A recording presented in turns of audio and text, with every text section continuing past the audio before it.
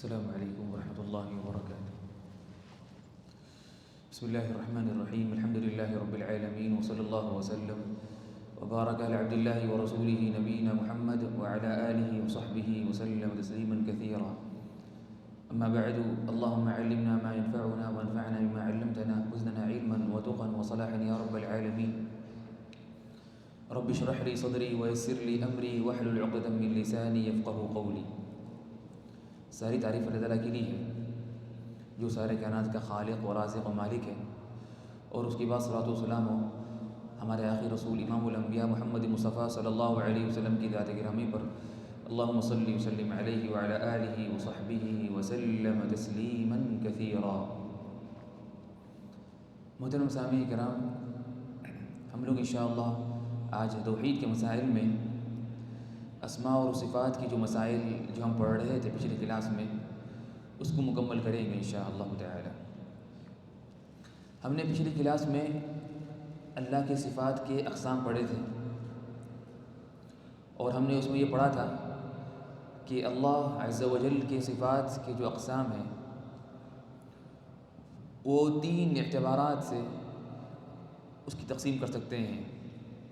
پہلا یہ کہ ثبوت کے اعتبار سے صفات کی 2 قسمیں ہیں کہ ثبوتیہ اور سلبیہ، اور دلائل کے اعتبار سے اس کے 2 قسمیں ہیں، خبریہ اور سمعیہ عقلیہ، اور اللہ کی ذات کے اعتبار سے اس کے 3 اقسام ہیں، فعلیہ اور ذاتیہ فعلیہ، اور یہ ہم نے پڑھ لیا تھا۔ اور انشاءاللہ ہم آج اس کے آگے بڑھتے ہیں، اور ہم یہ پڑھیں گے کہ کچھ ایسے قواعد جو اہل علم نے ذکر کیا ہے اللہ کی صفات کے بارے میں، کہ کس طرح ہمارا معاملہ ہو اللہ کی صفات کے ساتھ۔ ہم جانتے ہیں اللہ کی صفات ہے اور اللہ کے پیارے پیارے نام ہیں، تو کس طرح ایک انسان کا، ایک مسلمان کا معاملہ ہونا چاہیے اللہ کی صفات کے ساتھ۔ تو سب سے پہلی بات تو یہ ہے کہ مسلمان پر یہ واجب ہے کہ وہ ہر وہ صفت، ہر وہ نام جو قرآن میں آیا ہے، اس کا اللہ نے ذکر کیا قرآن میں، یا اس کا ذکر کیا ہے محمد صلی اللہ علیہ وسلم نے حدیثوں میں، جو صحیح حدیثیں ہیں، اس کو ماننا چاہیے اور اس پر ایمان لانا چاہیے۔ ہر وہ صفت یعنی اس کا ذکر آیا ہے قرآن میں یا حدیث میں، تو لازمی ہے کہ ہم اس پر ایمان لائیں، لیکن بغیر 4 کام کیے کہ من غیر تمثیل ولا تعطیل ولا تحریف ولا تأویل، یہ 4 کام نہیں کرنا ہے۔ ان 4 کام کے بغیر ضروری ہم اللہ کے ناموں کو ماننا اور اللہ کی صفات کو ماننا۔ تو یہ 4 کام کیا ہے؟ پہلا یہ کہ من غیر تمثیل، اس کی مثال بیان نہیں کرنا، یہ نہیں کہنا کہ نعوذ باللہ اللہ کا ہاتھ ہمارے ہاتھ کی طرح ہے یا فلاں کی طرح ہے، تو اس اللہ کے کوئی بھی صفت کی تمثیل کرنا یا اس کی مثال بیان کرنا یہ منع ہے، اور یہ بہت بڑا گناہ ہے۔ اللہ نے فرمایا لیس کمثلہ شیء وہو السمیع البصیر، اللہ نے فرمایا سورہ شورى میں کہ اللہ کی طرح کوئی چیز نہیں ہے، لیس کمثلہ شیء، اللہ کی طرح کوئی چیز ہی نہیں ہے، وہو السمیع البصیر، اللہ سننے والا اور دیکھنے والا ہے۔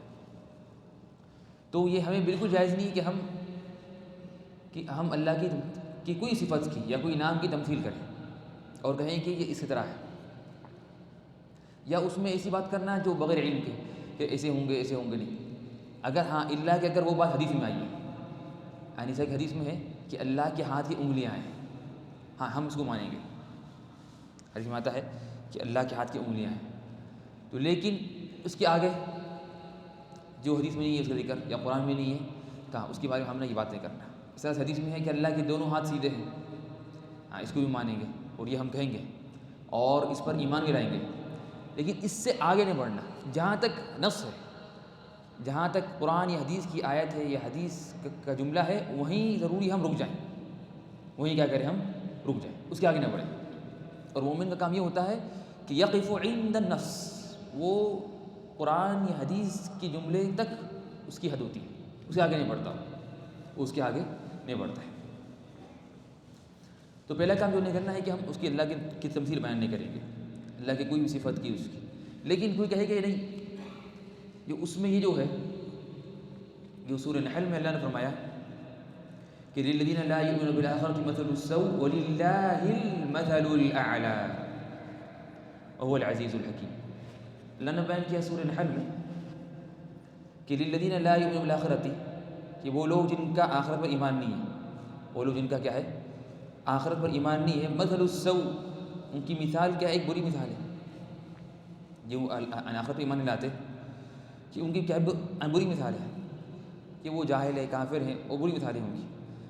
پھر آگے فرمایا وَلِلَّهِ الْمَثَلُ الْأَعْلَى، اور اللہ کے لیے بڑی اونچی صفات ہے۔ تو یہاں پر جو مراد ہے مثل سے، وہ ہے اللہ کی صفات، یعنی اللہ کی اونچی صفات ہے، نہ کہ تمثیل مراد ہے یہاں پر تمثیل مراد نہیں۔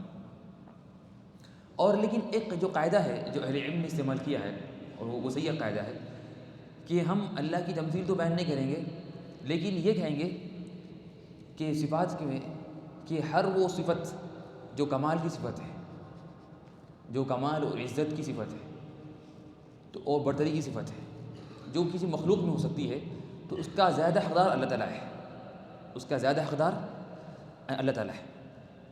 کیوں؟ اس لیے کہ مخلوق میں جو صفت ہے جو کمال کی، اس کو کون دیا؟ اللہ نے دیا۔ تو دینے والا زیادہ حقدار ہے کہ خود اس کے اندر ہو وہ صفت، جو دینے والا ہے وہ زیادہ حقدار ہے اس بات کا کہ وہ خود اس کا کیا ہو، مستحق ہو اور متصف ہو اس سے، ٹھیک ہے۔ اس لیے ہم کہتے ہیں کہ نا اللہ تعالیٰ بات کرتا ہے، اس لیے کہ لوگ ہم دنیا میں جو بات کرتا ہے اور جو بات نہیں کرتا، تو کون بہتر ہے؟ جو بات کرتا ہے۔ تو ہم کہیں گے اللہ تعالیٰ یہ جو صفت ہے کہ کلام کی صفت، کہ یہ مخلوقات میں انسان سے اونچا وہ ہوتا ہے جو اچھی بات کرتا ہے، اور انسان کی تعریف ہوتی ہے کہ وہ اچھا کیا ہے، وہ بیان دینے میں یا بولنے میں ماہر ہے، فصیح ہے، بلیغ ہے۔ تو کہیں گے کہ نا تو اللہ تعالیٰ سب سے اچھا بولنے والے ہیں، تو اللہ تعالیٰ بھی کیا ہے کہ بات کرتے ہیں۔ اس لیے اللہ نے فرمایا کہ وَمَنْ أَحْسَنُ اللَّهِ قِيلًا، اللہ نے فرمایا سورۃ النساء میں کہ اللہ سے بہتر کون ہے بات کرنے والا اور بولنے والا؟ کوئی نہیں۔ کہ جب یہ صفت کمال مخلوق میں تھی تو اللہ اس کا زیادہ حقدار ہے کہ وہ اللہ کیا ہو، اس سے کیا ہو، متصف ہو، ٹھیک ہے۔ لیکن اس میں شرط یہ کہ ایسی صفت ہو جو ہر طریقے سے مکمل ہو اور اس میں کمال ہو۔ اور اگر کوئی ایسی صفت ہے جو مخلوق میں جو جزئی طور پر یعنی کچھ حصے سے اگر وہ کمال ہو سکتی ہے تو وہ بھی اللہ کے حق میں ہو سکتی ہے۔ اس طرح کیا ہے کہ جو اگر آپ کو دھوکہ دے تو آپ کیا کرنا، اس کو دھوکہ دینے سے پہلے اس کو آپ دھوکہ دینا، یعنی اس کے پلان کو ختم کر دینا، یہ بھی اچھی بات ہے۔ تو یہ بھی اللہ تعالیٰ کے بارے میں آتا ہے کہ اللہ نے فرمایا کہ یخادعون اللہ والذین آمنوا، کہ منافقین اللہ کو دھوکہ دیتے ہیں۔ اور اللہ نے فرمایا سورۃ النساء میں کہ ان المنافقین یخادعون اللہ وهو خادعهم، کہ منافق اللہ کو دھوکہ دیتے ہیں حالانکہ اللہ ان کو دھوکہ دے رہا ہے۔ کیا مطلب اس کا؟ کہ منافق سمجھ رہے کہ وہ سامنے سے کہیں گے کہ ہم ایمان لا لیے، اور اندر سے کیا ہے، وہ باطن میں وہ کافر ہے، اور وہ سمجھ رہے ہیں کہ وہ اس سے اللہ کو نعوذ باللہ یا مومنوں کو اس سے وہ دھوکہ دے رہے ہیں۔ تو اللہ ہمارا وَهُوَ خَادِعُهُمْ، بلکہ اللہ ان کو دھوکہ دے رہا ہے۔ یعنی کیا مطلب کہ وہ ایک وہم میں ہے کہ وہ جیت گئے اور بچ گئے اللہ کے عذاب سے، لیکن حقیقت میں وہ عذاب میں جائیں گے اللہ کی، اور جہنم میں جائیں گے، ٹھیک ہے۔ تو لیکن اللہ کی صفات کی تمثیل بیان کرنا کہ کہنا اللہ کی صفات اس طرح ہوں گی، اس طرح ہوں گی، ویسا کیا ہے، بہت بڑا ایک گناہ ہے۔ اس لیے اللہ نے کہا کہ لیس کمثلہ شیء، اللہ کی طرح کوئی چیز نہیں ہے۔ اس طرح سے ہمیں چاہیے کہ ہم اللہ کی صفات کو مانیں اور اس پر ایمان لائیں بغیر تکییف کے، من غیر تمثیل ولا تکییف۔ تکییف سے مراد یہ ہے کہ کیفیت بیان نہیں کرنا، اس کی کیفیت بیان نہیں کرنا کہ کس طرح ہے، کہ ایسی ہوں گی۔ پہلے کہا تھا تمثیل کہ اس طرح سے، یعنی اللہ کا ہاتھ آج ہماری طرح ہے یا ان کی طرح ہے، نہیں یہ رہا۔ اس طرح سے تکییف سے مراد یہ کہ اس کی کیفیت بیان نہیں کرنا کہ اللہ کا ہاتھ ایسا ہوگا، ایسا ہوگا، نہیں غلط، بلکہ ہم کیفیت ہمارے کو نہیں معلوم ہے۔ اس لیے جب جو آتا ہے جو معروف اثر ہے کہ ایک آدمی نے آ کے سوال کیا امام مالک سے، کہا کہ یا امام کہ الرحمن علی العرش استوى کیف استوى، کہ اللہ تعالیٰ عرش پر مستوی ہے تو کیسے مستوی ہے؟ تو انہوں نے جواب دیا جو بہترین جواب ہے، کہا کہ الاستواء معلوم، کہ استواء کا مطلب معلوم ہے سب کو، کہ اجتماع کس کو بولتے ہیں، لیکن والکیف مجہول، لیکن کیفیت کیا ہے؟ مجہول ہے، ہمیں نہیں معلوم ہے۔ والایمان بھی واجب، اور اس پر ایمان لانا واجب ہے۔ والسؤال عنہ بدعہ، اور اس کے بارے میں سوال کرنا بدعت ہے۔ کیوں بدعت ہے؟ کہ صحابہ کرام نے سوال نہیں کیا اس کے بارے میں۔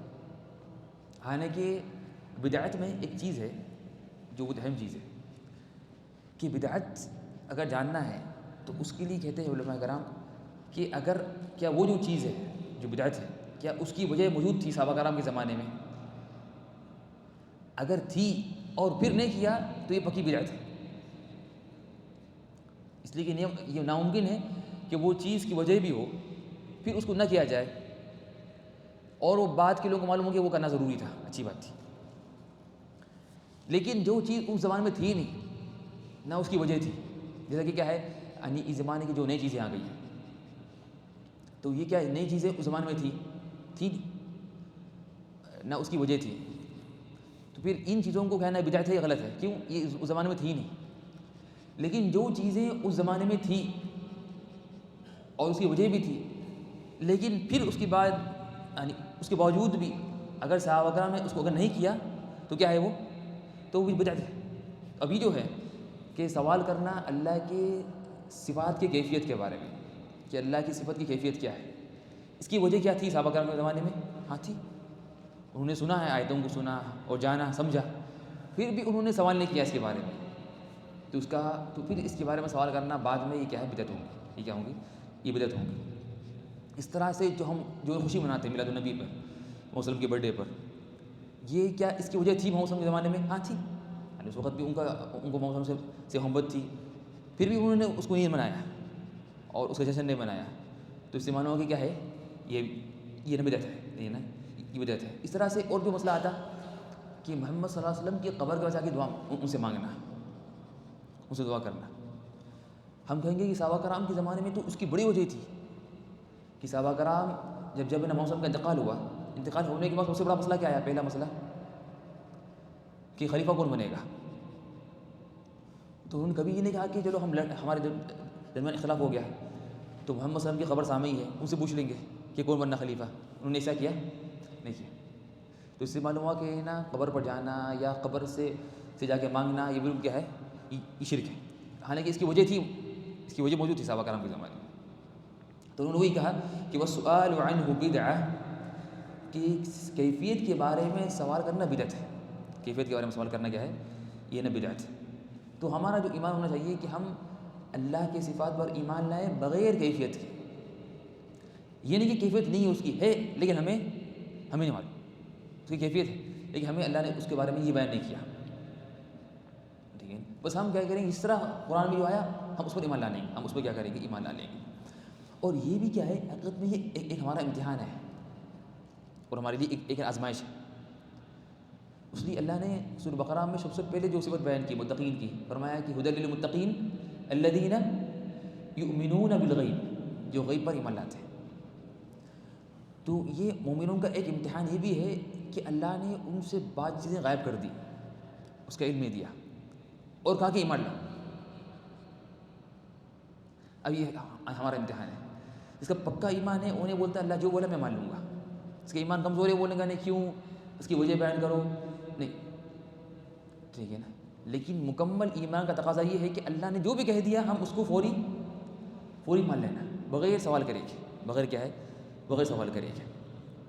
اور صحابہ کرام بھی جو یعنی اونچے لیول تک جو پہنچے، اونچے مقامات تک اس لیے پہنچے کہ ان کا ایمان بہت مضبوط تھا۔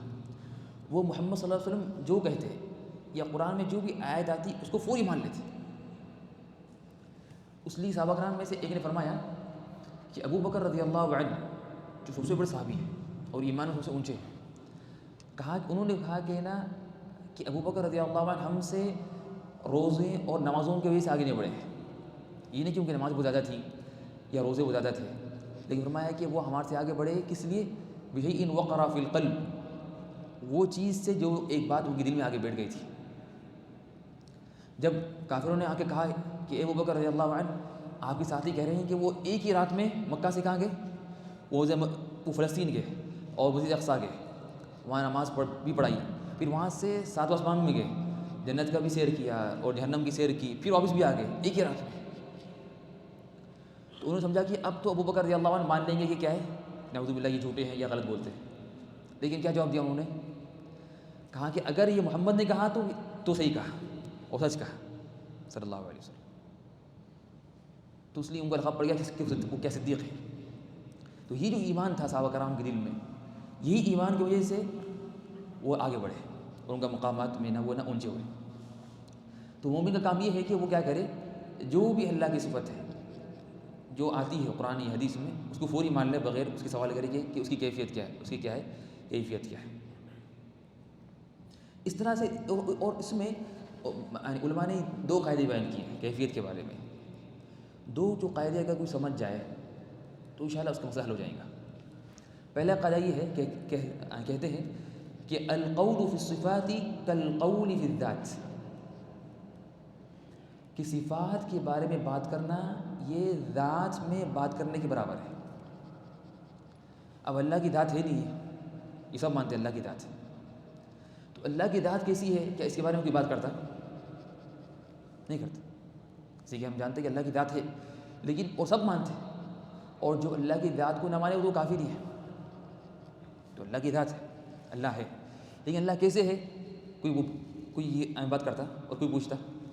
ہم نہیں پوچھتا. تو ہم کہیں گے جس طرح آپ اللہ کی ذات کے بارے میں سوال نہیں کرتے، اسی طرح چاہیے کہ آپ اللہ کی صفات کے بارے میں بھی سوال نہیں کرنا. سوال یہ ہے کہ ہم اللہ کی ذات کے بارے میں بات کیوں نہیں کرتے؟ کیوں نہیں کرتے؟ اسی کہ ہمیں معلوم ہی نہیں، ہمیں اس کا علم نہیں دیا گیا. اس لیے کہ آپ کوئی بھی چیز کی کیفیت کے بارے میں جب بات کرتے ہیں تو 3 اگر چیزیں ہوں آپ کے پاس یا تینوں میں سے ایک، تو آپ بات کر سکتے ہیں. یا آپ اس کو دیکھیں خود اپنے کیا ہے آپ نے خود دیکھا آنکھوں سے،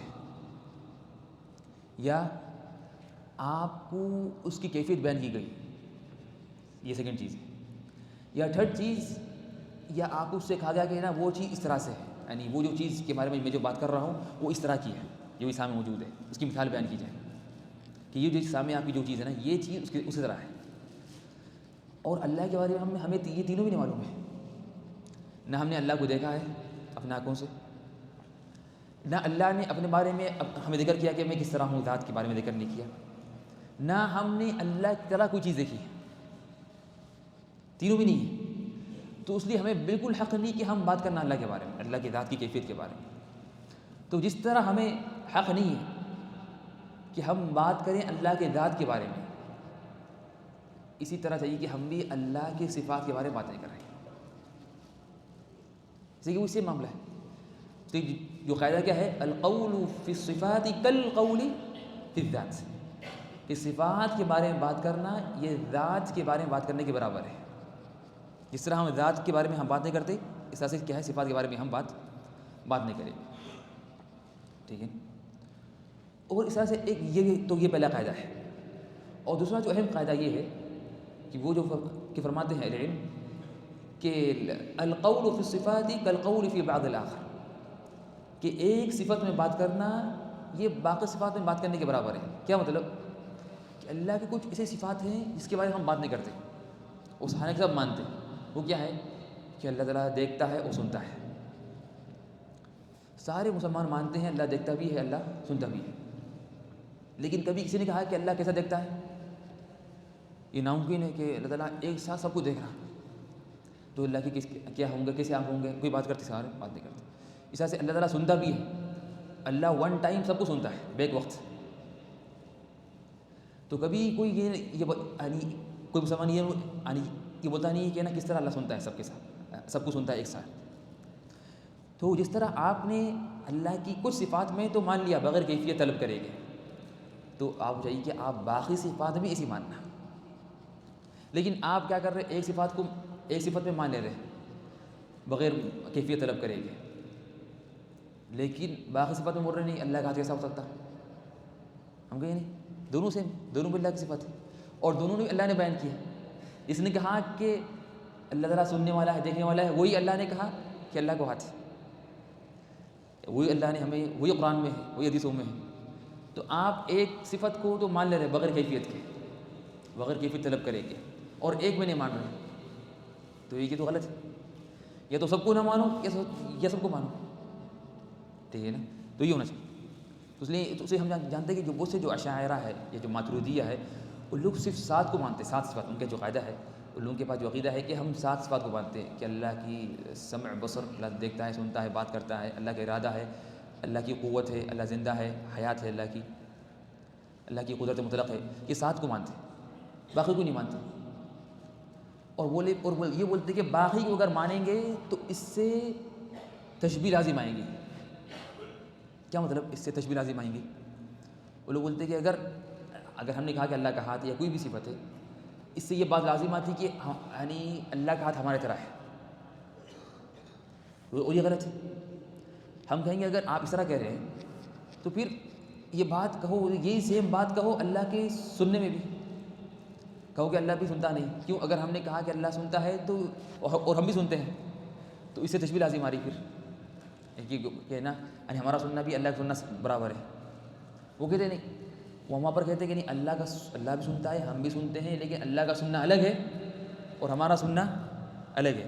ہم کہیں گے آپ یہی بات کہیے اللہ کے ہاتھ میں کہ اللہ کا بھی ہاتھ ہے اور ہمارا بھی ہاتھ ہے، لیکن اللہ کا ہاتھ الگ ہے، اس کی کیفیت الگ ہے، اس کا تطبیق الگ ہی ہے، اور ہمارا ہاتھ بھی بالکل الگ ہے. سمپل ہے بالکل. تو ہم ہر صفت میں یہ کہیں گے کہ اگرچہ نام سے ہیں لیکن حقیقت الگ ہوتی. اب ہم دیکھیے ہاتھ ہی اگر لے لیں، اب ہاتھ دیکھیے کہ نا مخلوقات کے اندر ہی ایک انسان کا ہاتھ ہے اور ایک ہاتھی کا ہاتھ ہے اور ایک چمٹی کا ہاتھ ہے. کیا تینوں سیم ہیں؟ نہیں، بہت فرق ہے. جب مخلوقات کے ہاتھوں میں اتنا بڑا فرق ہے تو کس طرح ممکن ہے کہ خالق اور مخلوقات سیم ہو جائے؟ ہو سکتا نہیں ہو سکتا. بلکہ اس کا وہم بھی آنا، یعنی کسی انسان کے دماغ میں یہ غلطی ہے، یہ سوچ بھی آنا ہے. بلکہ اللہ تعالیٰ کی ذات کے بارے میں ہمیں معلوم ہی نہیں ہے. بلکہ امام باز نے بیان کیا، بعض علماء نے جو قاعدہ بیان کیا کہ کل ما خطر ببالک فاللہ غیر ذالک، کہ آپ کے دماغ میں جو بھی آ جائے اللہ کے بارے میں، اللہ وہ نہیں ہے. یعنی اگر اللہ کی شکل کے بارے میں یا اللہ کی کیفیت کے بارے میں جو بھی آپ کے دماغ میں آ جائے وہ اللہ تعالیٰ والا نہیں ہے. کیوں؟ اللہ کو ہمیں دیکھا ہی نہیں. تو اور اس طرح آتا ہے نا کہ جنت کے بارے میں آپ جو بھی سوچ لیں تو جنت اس طرح نہیں ہے. جو حدیث میں آتا ہے نا کہ فرماتے ہیں محمد صلی اللہ علیہ وسلم کہ ولا خطر علی قلب بشر، کہ جنت میں ایسی چیزیں ہیں جو نہ کسی آنکھ نے دیکھا، نہ کسی کان نے سنا، نہ کسی کے دل میں آیا. یعنی اگر آپ کتنا بھی سوچ لیں کہ جنت ایسی ہوں گی ایسی ہوں گی ایسی ہوں گی تو جنت اس سے آگے ہے. آپ کتنا بھی سوچ لیں، آپ کتنا بھی سوچ لیں کہ نا جنت ایسی ہوں گی، اتنی اچھی ہوں گی، یہ ہوں گی یہ ہوں گی، لیکن جنت یعنی اس طرح نہیں ہے، اس سے بہتر ہے. تو اللہ کا مقام تو اور اونچا ہے، ٹھیک ہے نا. تو اس لیے ہم چاہیے کہ نا کیفیت کے بارے میں نا تو یہ دو جو قاعدے ہیں، 2 اہم قاعدے. پہلا قاعدہ کیا ہے کہ اللہ کی صفات کے بارے میں بات کرنا اللہ کے ذات کے بارے میں بات کرنے کے برابر ہے. القول فی الصفات کالقول فی الذات، یہ پہلا قاعدہ. اور دوسرا قاعدہ کیا ہے کہ کچھ صفات میں بات کرنا یہ باقی صفات میں بات کرنے کے برابر ہے. القول فی بعض الصفات کالقول فی بعض الآخر. یہ 2 صفات یہ 2 قاعدے اگر کوئی جان لے گا تو انشاءاللہ وہ تکلیف یا اس جو مسائل ہے اس میں انشاءاللہ نہیں پڑے گا. اس طرح سے دیکھیے حقیقت میں ایک اور مثال جو بعض علماء نے بیان کی، جنت میں پھل ہے. اللہ نے بیان کیا سورہ رحمان میں کہ فیما فاکہۃ ونخل ورمان، اس میں پھل بھی ہے اور کھجور بھی ہے اور رمان بھی ہے. رمان سے بولتے ہیں اس انار ہے. اور جنت میں ٹھیک ہے نا یہ سب چیزیں رہیں گی، پھل انار وغیرہ. اور دنیا میں بھی ہے انار. کیا دونوں سیم ہیں جنت کی دنیا کے؟ نہیں، بہت بڑا فرق ہے. لیکن نام کیا ہے؟ نام سے جنت کا پھل الگ ہی رہیں گا بالکل. اس طرح ہم یہ مانتے ہیں کہ جنت اور دنیا میں بعض چیزیں سیم ہیں. کس میں خالی سیم ہے؟ خالی ناموں میں. جنت میں بھی پھل ہوں گے اور دنیا میں بھی پھل ہیں، لیکن حقیقت میں الگ ہے، بالکل الگ ہے. کوئی کیا ہے کوئی یعنی وہ نہیں ہے، ٹھیک ہے نا، تقارب بالکل نہیں ہے. تو جس طرح جنت کے پھل اور دنیا کے پھل میں یہ فرق ہو سکتا ہے، اتنا بڑا فرق، حالانکہ دونوں مخلوق ہیں، تو کیا خالق اور مخلوق میں فرق نہیں ہوگا؟ وہ تو زیادہ لازمی ہوگا. تو اس طرح سے اگر ہم کہتے ہیں کہ اللہ کا بھی ہاتھ ہے اور ہمارا بھی ہاتھ ہے، اس سے بالکل بھی تشبیہ لازم نہیں آتی. اور اکثر غلطی کب ہوتی ہے لوگوں سے؟ جب وہ سمجھتے کہ نا یعنی وہ اپنی زندگی یہ دنیا کی جو صفت ہے اس کو اللہ کے حق میں قیاس کرتے ہیں، اور یہ غلط ہے.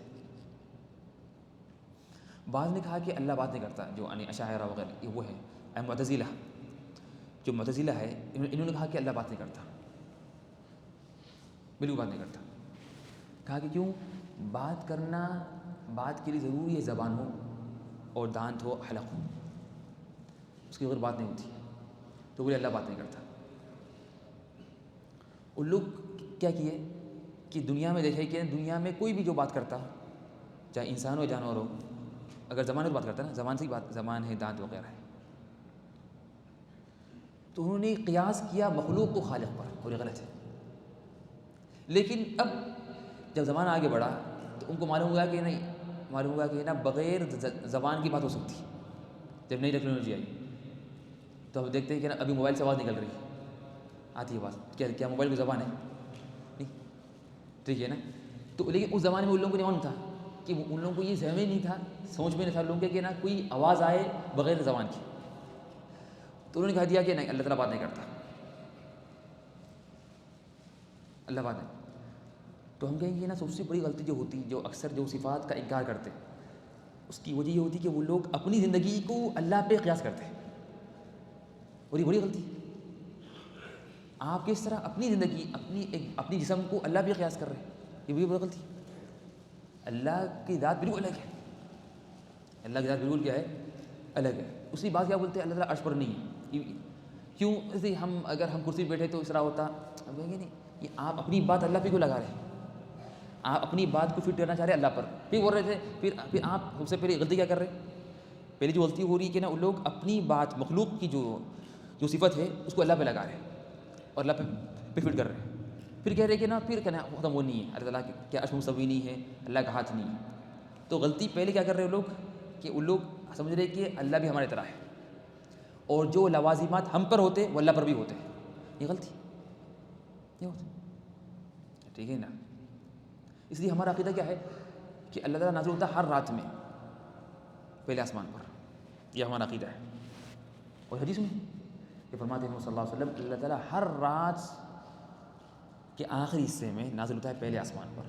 آ کر کہتا ہے کہ کون ہے جو میری بات سننے، کون ہے دعا کرنے والا کہ میں اس کو دعا قبول کروں، کون ہے جو مجھ سے مغفرت طلب کرے میں اس کو معاف کروں. ہر رات. بعد نے کہا کہ نہیں، یہ غلط ہے. کیوں غلط ہے؟ اس لیے کہ نا یہ ہم نہیں مانتے. بولے کہ اس کا مطلب یہ اللہ کی نازل ہوتی رحمت یا فرشتے آتے. کیوں؟ کہا کہ نا دنیا میں ہر پوری یعنی 24 گھنٹوں میں کہیں نہ دنیا میں کہیں نہ کہیں رات رہتی.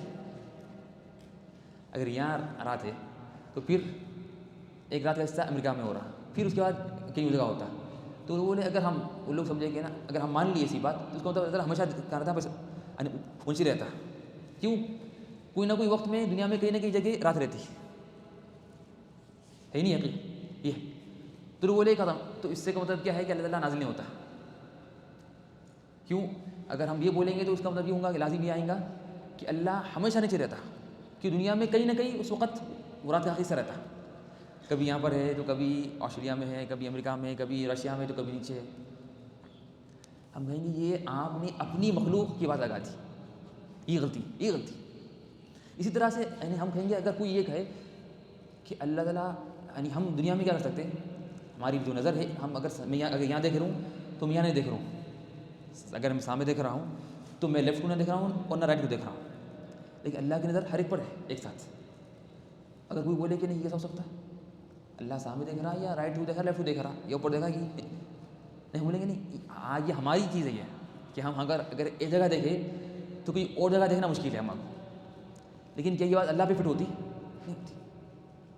اللہ تعالیٰ پہ یہ بات فٹ نہیں ہوتی. تو ہم کہیں گے سب سے بڑی جو غلطی یہ ہوتی کہ ہم اللہ کے کوئی بھی صفت کو کیا کریں، اپنا کو ہم سمجھیں کہ نہیں وہ ہماری طرح ہے. پھر ہم ہمارے جو لوازمات ہیں، یہ ہمارا جو طریقہ ہے وہ صفت کا ہے، سننے کا ہے، دیکھنے کا، بات کرنے کا، اترنے کا، جو بھی ہے ہم اس کو اللہ پر لاگو کریں. اور یہ سب سے بڑی غلطی ہے. بلکہ اللہ کی ذات بالکل الگ ہی ہے. وہ مخلوق، وہ خالق ہے اور ہم مخلوق ہیں. ٹھیک ہے نا. بلکہ ہم خود جانتے ہیں کہ اللہ نے کہا کہ نا کہ جھاڑ بات کرتا ہے اور پتھر بات کرتا ہے نہیں حدیثوں میں. تو ان کی بات کیسی ہے وہ نہیں معلوم، اللہ کو معلوم. تو یہ مخلوقات میں اتنا بڑا فرق ہے. تو پھر خالق میں تو بالکل کیا ہے الگ بات ہے. ٹھیک ہے رہیں گا. تو ہم یہ آخری بات جو کہہ رہے تھے کہ ضروری کہ ہم اللہ کی صفات کو مانیں بغیر تمثیل کے اور بغیر تکییف کے. اس طرح سے بغیر تأویل کے. بغیر تأویل کے. تأویل سے مراد یہ ہے کہ اس کا معنی بدل دینا. جو میں نے ابھی کہا کہ بات کہتے ہیں کہ نہیں جو اللہ جو نازل ہوتا ہے ہر رات کے آخری حصے میں وہ اللہ کی رحمت ہے. ہم کہیں گے اگر آپ مان بھی لیے ان کی تعویل تو وہی لازم آتا رہی کہ دنیا میں ہر جگہ تو کوئی نہ کوئی رات رہتی ہے تو اس کا مطلب اللہ کی رحمت ہمیشہ نازل ہو رہی ہے. تو بھی بات ہو گئی. ٹھیک ہے نا. اور اس طرح سے یہ بات اگر ہم یہ بات مان لیے نا اس طرح سے تو پھر دین پورا خراب ہو جائے گا. اب دیکھیے جو رمضان میں آتی ہے لیلۃ القدر، اب رمضان قریب ہے تو لیلۃ القدر جو اس میں آتا ہے کہ نا جو وہ ہے مغرب سے فجر تک ہے. مغرب سے فجر تک ہے. سلام علیہ حتی مطلع الفجر، فجر کی نماز. تو اب لیکن یہاں پر رات ہے تو کوئی جگہ دن ہے اور ایک جگہ دن ہے تو ایک جگہ رات ہے. تو کب لیلۃ القدر دن میں ہے رات میں ویسے کب آ رہے فرشتے یعنی یہاں رات ہے تو وہاں دن ہے تو بس یہاں ہے وہاں نہیں ہے یا وہاں ہے یہاں پر نہیں ہے فرشتے. یہ ہو سکتا. عرفے کا دن ہے. عرفے کے دن میں آتا ہے کہ اللہ نازل ہوتے ہیں اس دن یعنی دوپہر میں عشیۃ عرفہ. تو لیکن یہاں پر سعودی عرب میں عرفہ ہے یا دن ہے تو انڈیا میں یا کہیں اور جگہ رات ہے. تو اس طرح ہم کہیں گے اگر یہ بات کو پکڑ لیں گے نا اس طرح سے تو پھر دین کے سب مسائل خراب ہو جائیں گے. اور یہ غلط ہے اس لیے کہ ہم اگر یہ مطلب کیا ہے اس کا کہ ہم دنیا کی بات کو قیاس کر رہے ہیں اللہ پر اور یہ غلط ہے. اللہ کی قدرت مطلق ہے. اللہ تعالیٰ اللہ نے اس لیے یہ بیان کیا قرآن بہت جگہ ان اللہ علی کل شیء قدیر. تو ہم یہ کس طرح ممکن ہے کہ ہم ہماری محدود قدرت کو اللہ کی جو قدرت مطلق ہے اس پہ قیاس کریں؟ یہ ہو سکتا ہے؟ یہ غلط ہے. ہماری قدرت محدود ہے. ہماری طاقت قدرت ہماری اوقات بالکل محدود ہے، بہت لمیٹڈ ہے. تو ہم کس طرح لمیٹڈ چیز کو انلمیٹڈ پہ ہم قیاس کرنا یہ ممکن ناممکن. بلکہ یہ سب سے بڑی غلطی یہ ہے. اس سے بڑی کیا ہے غلطی یہ ہے. ٹھیک ہے. بلکہ ہمارا یہ امتحان سے میں نے کہا کہ ہمارا امتحان ہے کہ اللہ نے ہمارے سے کچھ چیزوں کو غائب کر دیا امتحان کے لیے. کیا آپ مانتے نہیں مانتے؟ جو مان لیا وہ جیت گیا، جو مان لیا وہ نا جیت گیا. اس لیے فرمایا اللہ نے سورۃ بقرہ میں سب سے پہلی صفت مومنوں کی الذین یؤمنون بالغیب کہ جو غیب پر ایمان لاتے ہیں. جو بھی چیز غیب ہے. اللہ بھی خود غیب ہے، ہم اللہ کو دیکھے نہیں لیکن ہمارا ایمان ہے ضروری کہ ہم کیا کریں اس کو مانیں. اس طرح سے تو تعویل کرنا غلط ہے. جیسے بات کہتے ہیں اللہ کا ہاتھ کا مطلب نعمت ہے نہیں، بلکہ ہم جو بھی اللہ کی صفت ہے اس طرح سے اللہ تعالیٰ غصے میں بھی آتا یہ چاہیے ہم ماننا چاہیے. بات کہتے ہیں نہیں اللہ کو غصہ نہیں آتا کیونکہ غصے کا مطلب یہ ہے کہ خون کا بھڑکنا نہیں. یہ انسان کا میں غصے کا مطلب ہے کہ خون کا بھڑکنا ہے اس طرح سے. لیکن اللہ کا مطلب یہ نہیں، یہ نہیں ہو سکتا. اس طرح سے آخری جو بات ہے وہ یہ ہے کہ بغیر تعطیل کے یہ بھی غلط ہے کہ اور اس کا مطلب یہ ہے کہ کہنا کہ اللہ کی صفت ہی نہیں ہے نعوذ باللہ کہ صفت کا مکمل کیا کرنا انکار کر دینا کہ اللہ کی صفت ہی نہیں جیسا کہ وہ لوگ کرتے ہیں معتزلہ وغیرہ. ٹھیک ہے نا. تو یہ بھی کیا ہے غلط ہے. تو ہمارا ایمان ہونا چاہیے اللہ کی صفات پر اور اللہ کے ناموں پر بغیر چار کاموں کے. کیا کام ہے؟ بغیر تمثیل کے، بغیر تکییف کے، بغیر تأویل کے جو تحریف ہے اور بغیر تعطیل کے. تأویل وہ لوگ کہتے ہیں، ہم کہتے ہیں وہ تحریف ہے. کیا فرق ہے دونوں میں؟ تأویل کا مطلب ہے کہ اس کا اچھا مطلب نکالنا، بلکہ اصل وہ تحریف ہے. تحریف مطلب کیا ہے؟ اس کا غلط معنی نکالنا، غلط اس کا معنی بدل دینا. اس کا کیا کرنا؟ اس کا معنی بدل دینا. اس طرح سے ایک اللہ کی صفات کے بارے میں بعض سے جو غلطی ہوتی ہے وہ ہے تفویض کرنا. یہ بھی غلط ہے. تفویض اس کا مطلب کیا ہے کہ کہنا کہ اس کا مطلب بھی نہیں معلوم ہم کو. یعنی بات کیا بولتے کہ اس کی کیفیت بھی اور اس کا معنی دونوں بھی نہیں معلوم ہم کو. یعنی وہ کہتے ہیں اللہ کا ہاتھ ہے، ہاں ہاتھ ہے، ہاتھ کا مطلب کیا ہے نہیں معلوم اللہ تعالیٰ. یہ بھی غلط ہے. بلکہ ہمیں صرف کیفیت نہیں معلوم لیکن معنی معلوم ہے. یعنی ہاتھ کا مطلب ہاتھ ہے، ہاتھ کا مطلب پیر نہیں، ہاتھ کا مطلب آنکھ نہیں، بلکہ ہاتھ کا مطلب ہاتھ ہے، لیکن وہ کیسا ہے وہ نہیں معلوم ہے. تو ہم تفویض کریں گے کیفیت میں نہ کہ معنی میں.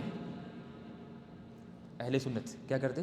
اہل سنت والجماعت تفویض کرتے ہیں کیفیت میں صرف، کہ اگر ان سے سوال کیا جائے کہ اللہ کی صفت کی کیفیت کیا ہے، کس طرح ہے اللہ کی صفت، تو کیا بولتے وہ؟ اللہ اعلم. لیکن معنی معلوم ہے. لیکن بعض جو اہل بدعت ہیں وہ دونوں میں کرتے تفویض، اور یہ غلط ہے. بلکہ اگر ہم یہ کہہ دیں کہ دونوں بھی ہم کو نہیں معلوم تو پھر صفات کا کوئی فائدہ ہی نہیں ہے. اب سوال یہ ہے کہ اللہ نے کیوں کہا اللہ غصے میں آتا، اللہ کا ہاتھ ہے، اللہ خوش ہوتا، کیوں کہا؟ تاکہ ہمیں اس کا فائدہ ہو. ہم اللہ کو جب ہم جانتے ہیں کہ اللہ غصے میں آتا تو ہم ڈر جائیں اللہ تعالیٰ سے، اور ہم اللہ سے ڈر کریں، ورنہ اگر ہم گناہ کریں گے تو اللہ تعالیٰ غصے میں آئے گا. ہم جب جانتے ہیں کہ اللہ خوش ہوتا ہے تو ہم اللہ تعالیٰ رحم کرتا ہے، خوش ہوتا ہے، تو ہم اللہ کی کیا کرتے ہیں؟ ہم اللہ کی بات مانتے ہیں تاکہ اللہ ہم سے خوش ہو جائے. اگر ہم یہ کہہ دیں کہ اللہ کی خوشی کا کوئی مطلب نہیں ہے، اللہ کے غصہ کا کوئی مطلب نہیں ہے، تو پھر جو وجہ سے صفات اللہ نے ہمیں بیان کی اس کا مطلب بھی ختم ہو گیا، اس کا جو مقصد ہے وہ ختم ہو گیا. تو صفات کا مقصد کیا ہے اصل؟ کہ ہمارا ایمان بڑھے. جو ہم نے کہا تھا کلاس میں کہ اللہ کی صفات پر ایمان لانے کا جو اہم فائدہ یہ ہے کہ ہمارا ایمان بڑھنا اور ہمارا تقویٰ بڑھنا. ٹھیک ہے نا، یہ اصل فائدہ ہے. تو اگر ہم نے کہا کہ اس کا مطلب بھی نہیں ہے، مطلب ہے اللہ کو معلوم، دونوں اللہ کو معلوم، تو پھر ہمارا ایمان کیسا بڑھیں گا؟ جو مانتا ہی نہیں کہ اللہ تعالیٰ غصے میں آتا، اللہ خوش ہوتا، اللہ رحم کرتا، تو کس طرح وہ ہے نا کیا ہوگا کہ اس کا نہ بھی بڑھے گا ایمان؟ نہیں بڑھے گا اس کا ایمان. ٹھیک ہے.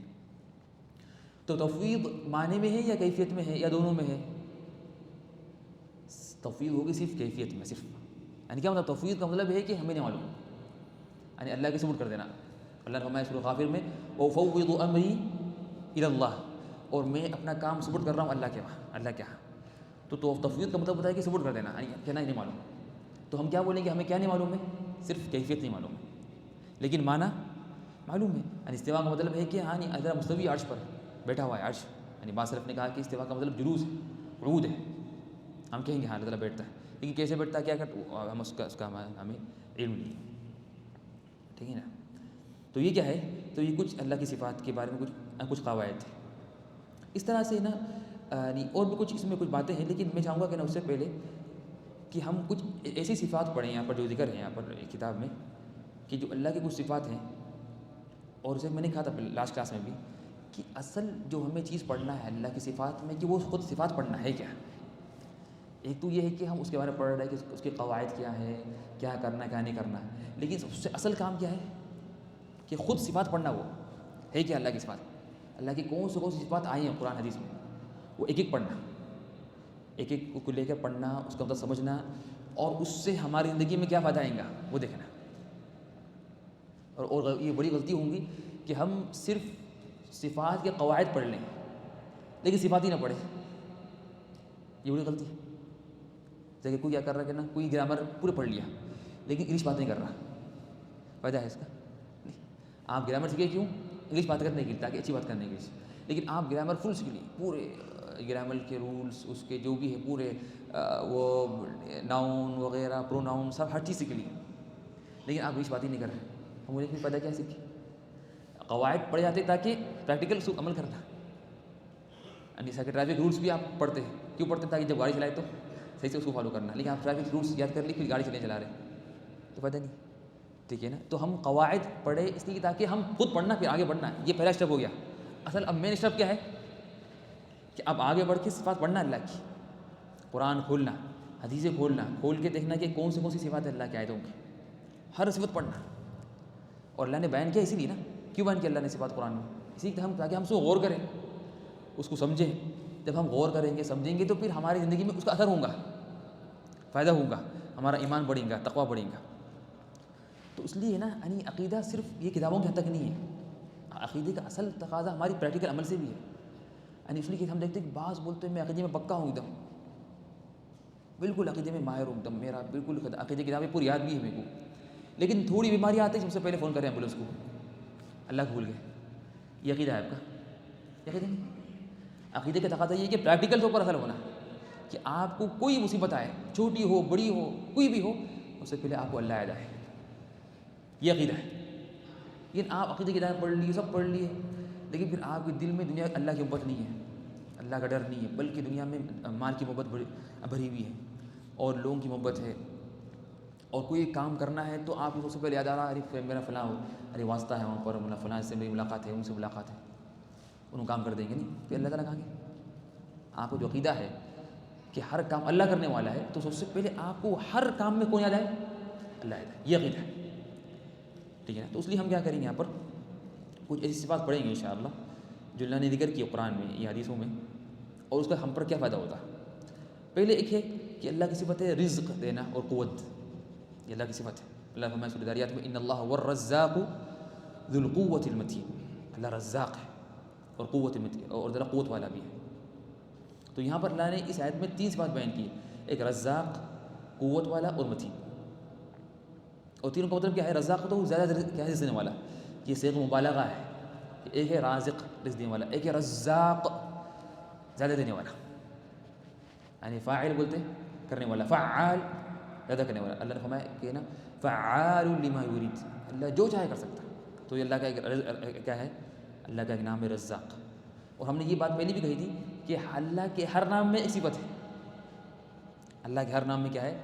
ایک صفت ہے، بلکہ علماء نے بھی کیا ہے کہ نا اللہ کے ہر نام میں ایک صفت ہے، اس طرح سے اس نام کا جو لازم ہے وہ بھی ہے۔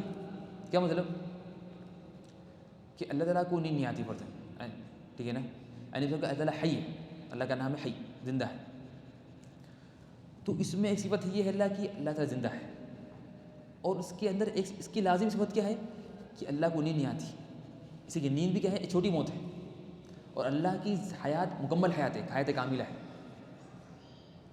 تو ہماری جو زندگی ہے وہ ناقص ہے، کیوں؟ ہمیں نیند بھی آتی ہے، اور نیند کیا ہے؟ موت کی چھوٹی بہن ہے۔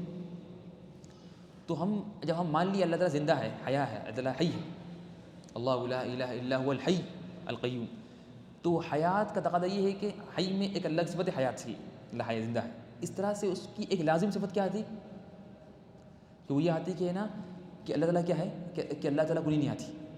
اس طرح سے اللہ تعالیٰ کیا ہے؟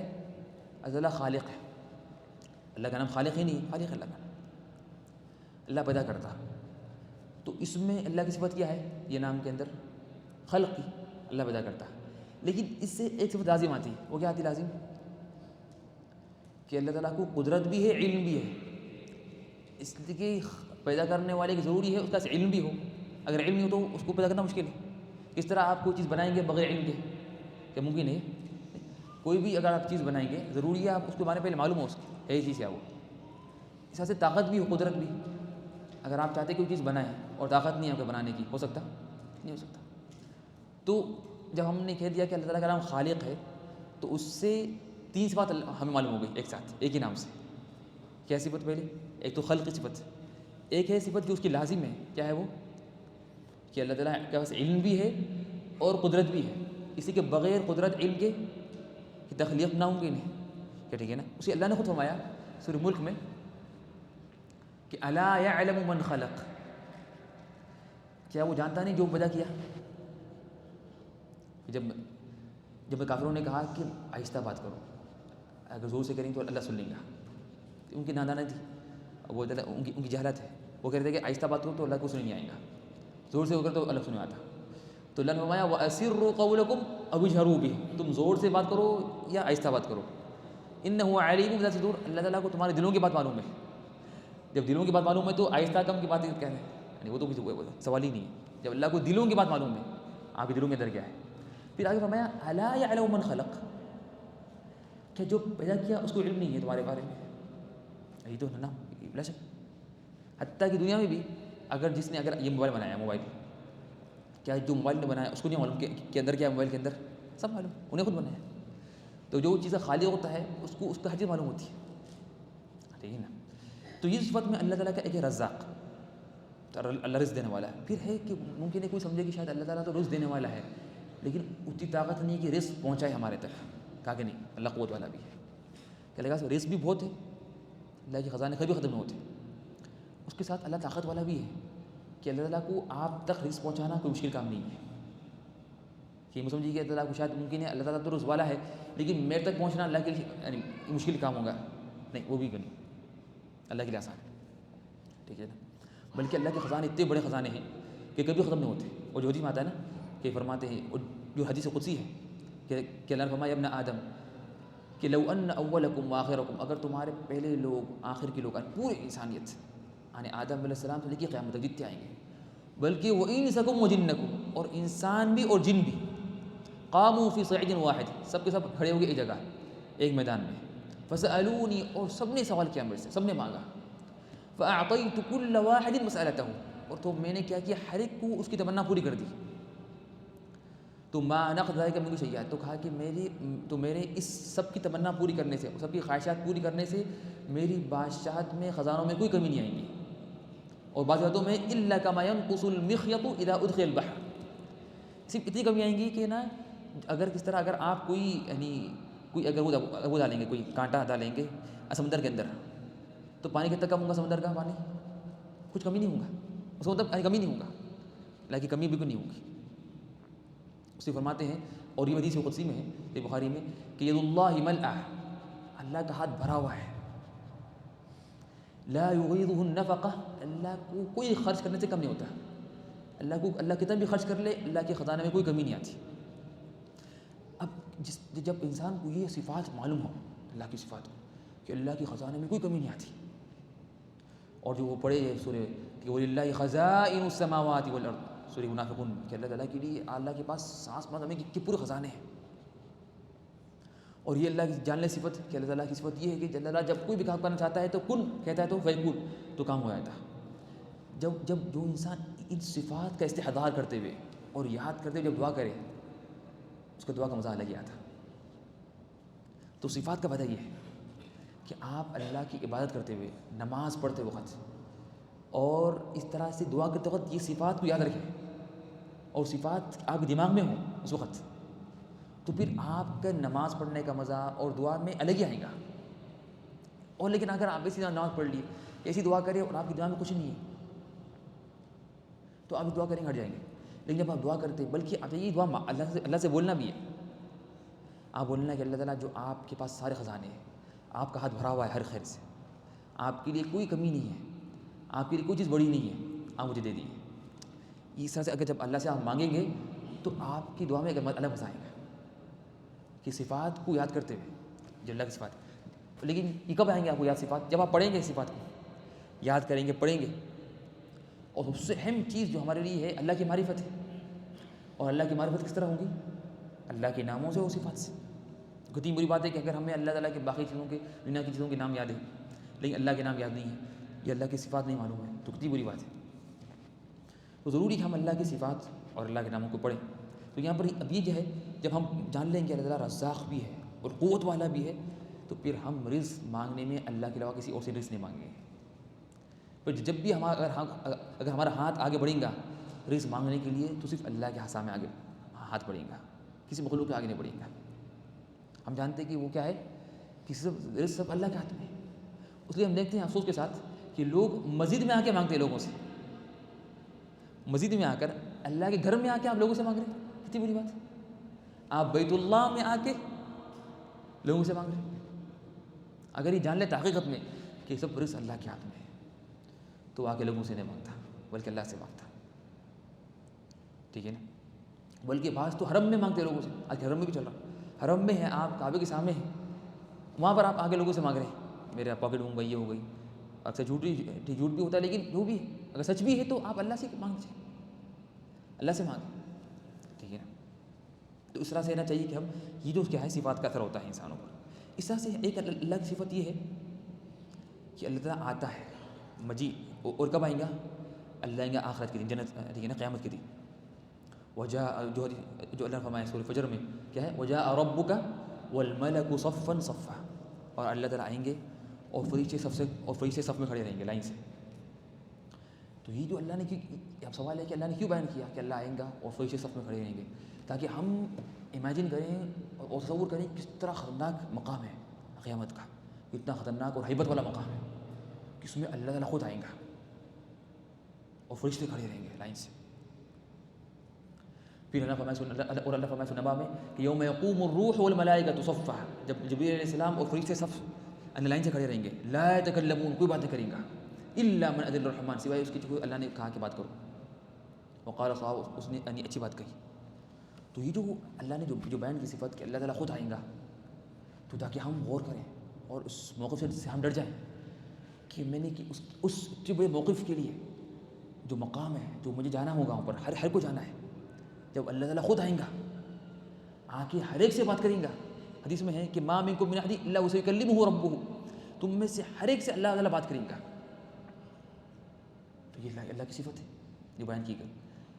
تو پھر ہم چاہیے کہ ہم اس کے لیے ڈر جائیں، اس موقف کے لیے ہم تیاری کر دنیا میں کہ میں نے کیا تیاری کی اللہ کے سامنے کھڑے ہونے کے لیے. جب میں سامنے کھڑے ہوں گا اللہ کے سامنے، اللہ تعالیٰ کہے گا کہ اے بندے تم نے کیا کیا میرے لیے؟ میں نے تمہیں رزق دیا تھا، اچھی آنکھ دی، زبان دی، اچھے باڈی پارٹس دیے، تو نے کیا کیا میرے لیے؟ تو ہم کیا جواب دیں گے؟ یہ سوال اہم سوال ہے، سب سے اہم سوال یہ ہے. تو اس سوال کی تیاری ضروری ہے دنیا میں. تو یہ کب آئے گا؟ جب ہم پڑھیں گے صفات کو اللہ کی کہ جہاں اللہ تعالیٰ وجاء ربک، اللہ آئیں گا. اور یہاں دیکھیے اللہ نے فرمایا وجاء ربک، اللہ کا رب آ گیا. جہاں مطلب فعل ماضی ہے، یعنی یہ یقین ہے کہ اللہ آئیں گا، اس لیے اللہ نے کہا کہ اللہ آئیں گا، یعنی آ گیا، حالانکہ آنے والا ہے. قیامت کے دن آئیں گا، قیامت میں آنے والا ہے، یہ قیامت کا ذکر ہے. لیکن کیوں اللہ نے یہاں پر استعمال کیا صیغہ ماضی کا کہ آ گیا؟ اسی کہ جب کوئی چیز یقینی ہوتی ہے ہونے والی، اس کو ہم کہتے ہیں ہو گئی. وہ ہم بولتے ہیں نا کہ سمجھ جاؤ آپ کا کام ہو گیا، یعنی پکا ہونے والا ہے. جو بولتے سمجھ جاؤ ہو گیا، کہ کیا آپ کو یقین ہے کہ یہ کام ہونے والا ہے. تو جب اللہ تعالیٰ کا آنا یقینی تھا، اس لیے اللہ نے فرمایا سورہ نحل کی پہلی آیت کیا ہے؟ سورہ نحل کی پہلی آیت اتی امر اللہ، اللہ کا حکم آ گیا. اس مراد کیا ہے؟ قیامت ہے. اللہ نے کیوں کہا کہ اللہ کا حکم آ گیا حالانکہ ابھی قیامت نہیں آئی، آنے والی ہے؟ کیوں؟ جب قیامت آنا اتنا یقینی ہے گویا کہ وہ آ گئی. ٹھیک ہے. تو ہم جب یہ صفات پڑھیں گے اور جانیں گے تو ہمیں ہمارے دل میں اللہ کا ڈر بڑھے گا، خوف بڑھے گا، اور قیامت کی تیاری ہماری یہ بڑھے گی. ٹھیک ہے نا. اس طرح سے اللہ کی ایک صفت یہ ہے کہ اللہ تعالیٰ کو ہم دیکھیں گے قیامت کے دن. رؤیت اللہ، یہ بھی اللہ کی صفت ہے کہ ہم اللہ کو آخرت میں دیکھیں گے. ٹھیک ہے نا. اور یہ اللہ کی سب سے اہم صفت ہے. ٹھیک ہے نا. لیکن سوال یہ کہ ہم نے کب آخری بار سوچا کہ اس کا مطلب کیا ہے کہ اللہ کو ہم دیکھیں گے؟ کیا مطلب اس کا؟ کہ قیامت کے دن ہم اللہ کو دیکھیں گے. بلکہ سب سے بڑی نعمت یہ ہوں گی مومنوں کی، سب سے بڑی نعمت. حدیث میں ہے کہ جب جائیں گے جنتی جنت میں، وہ سب کھانے پینے میں رہیں گے، سب میں رہیں گے، پھر اللہ تعالیٰ ان کو اپنے دیدار کرائیں گا. تو فرماتے ہیں صلی اللہ علیہ وسلم تو جنتیوں کے نزدیک اللہ کو دیکھنے سے بڑی کوئی اور نعمت نہیں رہیں گی. تو کیا مطلب ہم اللہ کو دیکھیں گے؟ کہ وہ جو اللہ جس نے ہمیں ہر نعمت دی، ہر نعمت، جو اللہ کریم ہے، رحیم ہے، ودود ہے، جو اللہ رب العالمین ہے، اس کو ہم دیکھیں گے اپنے آنکھوں سے. اس سے بڑی بات کیا ہے؟ وہ اللہ جس کے لیے ہم نے زندگی لگا دی، ہم نے اپنی نیند کو قربان کی فجر کی نماز کے لیے، دن میں بھوکے رہے روزے سے اللہ کے لیے، جان دے دی اللہ کے لیے. کئی حرام کام کرنے کا دل بول رہا تھا لیکن ہم نے اللہ کے لیے نہیں کیا. وہ جو اللہ جس کے ہم نے یہ سب کام کیے ہیں، ایک وقت آئیں گا ہم اس کو دیکھیں گے انشاءاللہ باذن اللہ. تو یہ بڑی بات ہے. اس لیے سب سے بڑی نعمت یہ ہے کہ اللہ کو دیکھیں. وہ اللہ جو ہر کمال میں مکمل ہے، ہر کمال.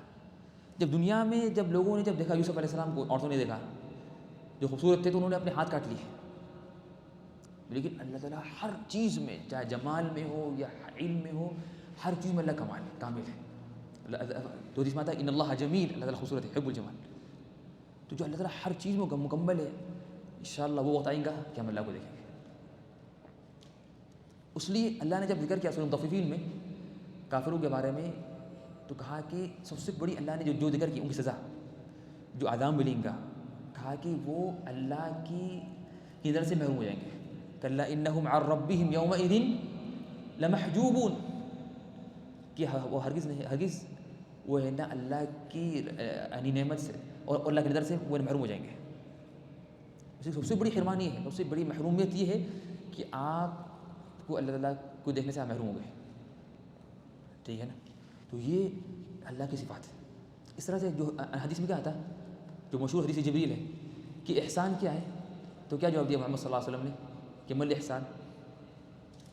کیا جواب دیا؟ کہ ان تعبد اللہ، کہ تم اللہ کی عبادت آپ یعنی ایسے کرو گویا کہ آپ اللہ کو دیکھ رہے ہیں۔ فإلا إن تكن تراه، اگر یہ مشکل ہے تو کم سے کم یہ گمان کرو اللہ کو دیکھ رہا، وإنه يراك۔ ٹھیک ہے، تو اب یہ صفت اگر آپ جان لیے کہ اللہ ہمیں دیکھ رہا، مراقبۃ اللہ ہے کہ اللہ ہمیں دیکھ رہا، تو آپ کہیں بھی جائیں گے دنیا میں، کہیں بھی جائیں گے، یا اکیلے رات میں اکیلے میں ہیں، یا لوگوں کے سامنے ہیں، یا سعودی عرب میں ہے یا باہر ہے، گھر پہ ہے گھر کے باہر ہے، کہیں بھی ہوں گے، آپ کیا کریں گے؟ کوئی گناہ نہیں کریں گے۔ وعلیکم السلام۔ آپ کوئی گناہ نہیں، کیوں نہیں کریں گناہ؟ آپ کو معلوم ہے اللہ دیکھ رہا مجھے، اللہ مجھے دیکھ رہا ہے، اللہ کی اس پر کیا نظر ہے، تو آپ کی ہمت نہیں ہوگی کہ آپ کیا کرنا، آپ کو گناہ کرنا۔ اس لیے جس کے دل میں اللہ کی مراقبت ہے اور یہ ہے کہ اللہ تعالیٰ اس کو دیکھ رہا ہے، تو پھر وہ کبھی گناہ نہیں کرے گا، رکیا ہے کہ کبھی وہ گناہ نہیں کرے گا۔ اس طرح سے اللہ کی صفات بہت ہیں، اگر دیکھیں گے تو بہت سی صفات ہے اللہ کی، تو اور ضروری کہ ہم پڑھیں، یہاں تو ٹائم نہیں ہے، لیکن چاہیے کہ ہم اللہ کی ہر ایک صفت کو پڑھیں اور کریں، اور اللہ نے کیا ذکر کیا اس کے بارے میں، ٹھیک ہے نا؟ تو انشاءاللہ یہ ابھی کافی توحید کے مسائل میں انشاءاللہ باذن تعالیٰ ابھی انشاءاللہ ایک 5 منٹ کا بریک ہے انشاءاللہ۔ محترم سامعین کرام، ابھی ہم لوگ انشاءاللہ تفسیر پڑھیں گے باذن اللہ تعالیٰ، اور تفسیر سے مراد یہ ہے کہ اللہ کے کلام کی توضیح و تشریح، کہ اللہ تعالیٰ نے قرآن میں ہم سے کیا کہا، اور تفسیر بلا شک اس سے اہم علم ہے، اور ہر علم کی فضیلت معلوم ہوتی ہے اس کے متعلق سے، کہ تعلق کس سے ہے اس کا، اور تفسیر کا تعلق کس سے ہے؟ قرآن سے ہے، اور قرآن اللہ کا کلام ہے، اشرف الکلام، سب سے بہترین کلام ہے، تو تفسیر سب سے کیا ہے؟ اہم علم، بلکہ سارے علم کا خزانہ تفسیر میں، جیسے کہ اللہ کے کلام میں ہر چیز کی وضاحت ہے، اللہ کے کلام میں ہر چیز کی وضاحت ہے۔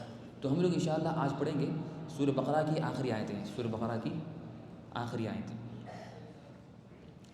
جب اللہ نے سورہ بقرہ میں، جانتے ہیں سورہ بقرہ قرآن کی سب سے طویل صورت ہے، سب سے لمبی صورت سورہ بقرہ ہے قرآن کی، اور اللہ نے قرآن میں بہت سے ایسے مسائل بیان کیے جو کوئی اور جگہ نہیں ہے، جیسے کہ طلاق کے مسائل ہیں، عدت کے مسائل ہیں، اور ربا کے مسائل ہیں، روزوں کے مسائل ہیں، اور کئی ایسے مسائل جو اللہ نے قرآن میں کوئی اور جگہ ذکر نہیں کیے، جو ذکر کیا اللہ تعالیٰ نے سورہ بقرہ میں۔ تو سورہ بقرہ میں اللہ نے جو مسائل بیان، حتیٰ کہ حیض کے، خریدنے کے، حتیٰ کہ قرض، آخری جو آیتیں ہیں، جو دین کی آیت مشہور طویل سب سے لمبی آیت ہے، زکوٰۃ کے مسائل، حج کے مسائل بھی ذکر کیے، بہت سے مسائل۔ تو اللہ نے پھر آخری فرمایا للہ ما فی السماوات وما فی الارض، کہ ساری چیزیں جو آسمان زمینوں میں ہے سب اللہ کے لیے ہے، کہ سارے مسائل بیان کرنے کے بعد سب اللہ کے ہاتھ میں۔ کیا مطلب؟ کہ تم جو بھی کر لو، یہ جو مسائل، جو احکام بیان کیے گئے سورہ بقرہ میں، اس پہ عمل کرو یا نہ کرو، سب اللہ کو اس کا علم ہے، اور سب اللہ کی ملک کے اندر ہے۔ للہ ما فی السماوات وما فی الارض، آسمان اور زمین میں جو بھی چیزیں ہیں وہ سب اللہ کے لیے، للہ، اللہ کے لیے۔ اور یہاں پر جو اصل جو طریقہ تھا عربی زبان کا، وہ یہ ہو کہ ما فی السماوات وما فی الارض للہ، جو کچھ آسمان اور زمینوں میں ہے وہ اللہ کے لیے ہے۔ لیکن اللہ نے پہلے کہہ دیا للہ، اللہ کے لیے ہے جو کچھ آسمان اور زمینوں میں ہے، یہ بیان کرنے کے لیے کہ وہ صرف اللہ کے لیے ہے اور کسی اور کے لیے نہیں ہے، اور ہر چیز اللہ کے لیے ہے۔ اس لیے یہ قاعدہ ہے بلاغت کا کہ جو چیز بعد میں آتی ہے اس کو پہلے لانا، یا جو پہلے آتی ہے اس کو بعد میں لانا، اس کا مطلب ہوتا ہے کہ حصر، کہ صرف اللہ کے لیے۔ اس طرح یہ سورہ فاتحہ میں ہے نا، سورہ فاتحہ میں کہاں پر ہے کہ جو چیز کا حق پہلے تھا اس کو بعد میں لایا گیا، اور جو چیز بعد کی تھی اس کو پہلے لایا گیا، تاکہ بیان کرنے کے لیے وہ صرف اللہ کے لیے ہے۔ سورہ فاتحہ میں کہاں پر ہے یہ؟ ایاک نعبد و ایاک نستعین، ہم آپ ہی کی کرتے عبادت اور تجھ سے ہی مدد مانگتے ہیں۔ اصل تھا نعبد ایاک، ہم کرتے ہیں عبادت آپ کی، اور مدد مانگتے ہیں آپ سے۔ یہ لیکن اللہ نے کہا کہ نہیں، ایاک نعبد، ہم آپ کی ہی کرتے ہیں عبادت، یعنی کسی اور کی نہیں کرتے، وہ ایاک نستعین، اور آپ سے ہی مدد مانگتے ہیں، یعنی کسی اور سے مدد مانگتے نہیں ہیں۔ تو یہاں پر اللہ فرمایا للہ ما فی السماوات ما فی الارض، کیا پھر اللہ نے آگے فرمایا وَإِن تُبْدُوا مَا فِي أَنفُسِكُمْ، اور تم جو کچھ بھی ظاہر کرو جو تمہارے دلوں کے اندر ہے، او تخفوہ، یا اس کو چھپا لو، یحاسبکم بہ اللہ، اللہ اس کی پکڑ کرے گا۔ چاہے تم دلوں کے اندر جو چیزوں کو ظاہر کرو یا چھپا لو، اللہ کیا کرے گا؟ یحاسبکم بہ اللہ، اللہ اس کی پکڑ کرے گا، یعنی اس کو نوٹ کرے گا، اس کو لکھے گا، اس کا حساب ہوگا۔ لیکن پھر کیا ہوگا؟ فیغفر لمن یشاء، تو بس جس کو چاہے معاف کر دے گا، ویعذب من یشاء، اور بعض کو چاہے اس کو عذاب دے گا اور پکڑ کرے گا۔ تو یہاں پر اللہ نے جو گناہ کا ذکر کیا وہ ہے، یا جو اعمال کا، وہ ہے دل کے اعمال۔ وَإِن تُبْدُوا مَا فِي أَنفُسِكُمْ، اگر تم مظاہر کرو جو تمہارے دلوں میں ہے، نفسوں میں، تو اس سے معلوم یہ ہوا کہ انسان چاہیے کہ وہ خیال کرے اپنے 3 چیزوں کا، اپنی زبان کا، اپنے باقی باڈی پارٹس کا، ہاتھ، آنکھ وغیرہ کا، اس طرح سے خیال کرے دل کا بھی، کہ دل کی بھی پکڑ ہونے والی ہے۔ اس لیے علماء نے بیان کیا کہ سب سے تقوی کا سب سے اونچا مقام یہ ہے، سب سے اونچا مقام تقوی کا کیا ہے؟ کہ آپ کے دل کے اندر بھی تقوی رہے، اور تقوی کا کی جگہ دل ہے۔ اسے فرماتے ہیں صلی اللہ علیہ وسلم تقوی ہاں ہونا، تقوی یہاں پر ہے۔ کہا کہ تقوی کا سب سے اونچا مقام یہ ہے کہ اگر اللہ تعالیٰ آپ کے دل کو بھی دیکھے تو دل کے اندر بھی کوئی برائی نہ ہو۔ حالانکہ یہ بعد میں اللہ نے آگے جو آنے والا ہے اس میں اللہ نے چھوٹ دے دی کہ جب تک انسان کوئی بات نہ کرے یا کوئی کام نہ کرے اس کی پکڑ نہیں ہوگی، یعنی صرف اگر دل تک بات ہے، وہ دل سے آگے بڑھ کر زبان پہ نہیں آئی یا عمل پہ نہیں آئی تو وہ کیا ہے؟ معاف ہے۔ لیکن تقوی کا اونچا مقام کیا ہے؟ کہ وہ بھی نہ ہو، کہ آپ کے دل میں برائی کی سوچ بھی نہ آئے۔ اس لیے کہ اکثر برائی کب ہوتی؟ جب انسان سوچتا ہے، جب سوچا ایک بار سوچا، 10 بار سوچا، پھر اس سے وہ آیا ہوگا۔ اگر وہ سوچے ہی نہیں برائی کے بارے میں تو کام ہی نہیں ہوتا۔ اس لیے سب سے پہلا اسٹیپ گناہ کرنے کا سوچنا ہے۔ اگر انسان سوچ کو ہی ختم کر دے، اس کے دل میں برائی کی سوچ ہی نہ آئے تو گناہ ہی نہیں ہوگا، تو گناہ انشاءاللہ اس سے نہیں ہوگا۔ تو سب سے پہلا کام یہ ہے کہ آپ یہ کرنا ہے کہ دل کو صاف کرنا ہے، کوشش کرنا ہے کہ دل میں بھی برائی نہ آئے، دل میں برائی کی سوچ ہی نہ آئے بالکل۔ اگر اس کو وہیں سے اگر روک دی نا تو برائی کا پریکٹیکل طور پر ہونا تو بہت دور کی بات ہو جائے گی۔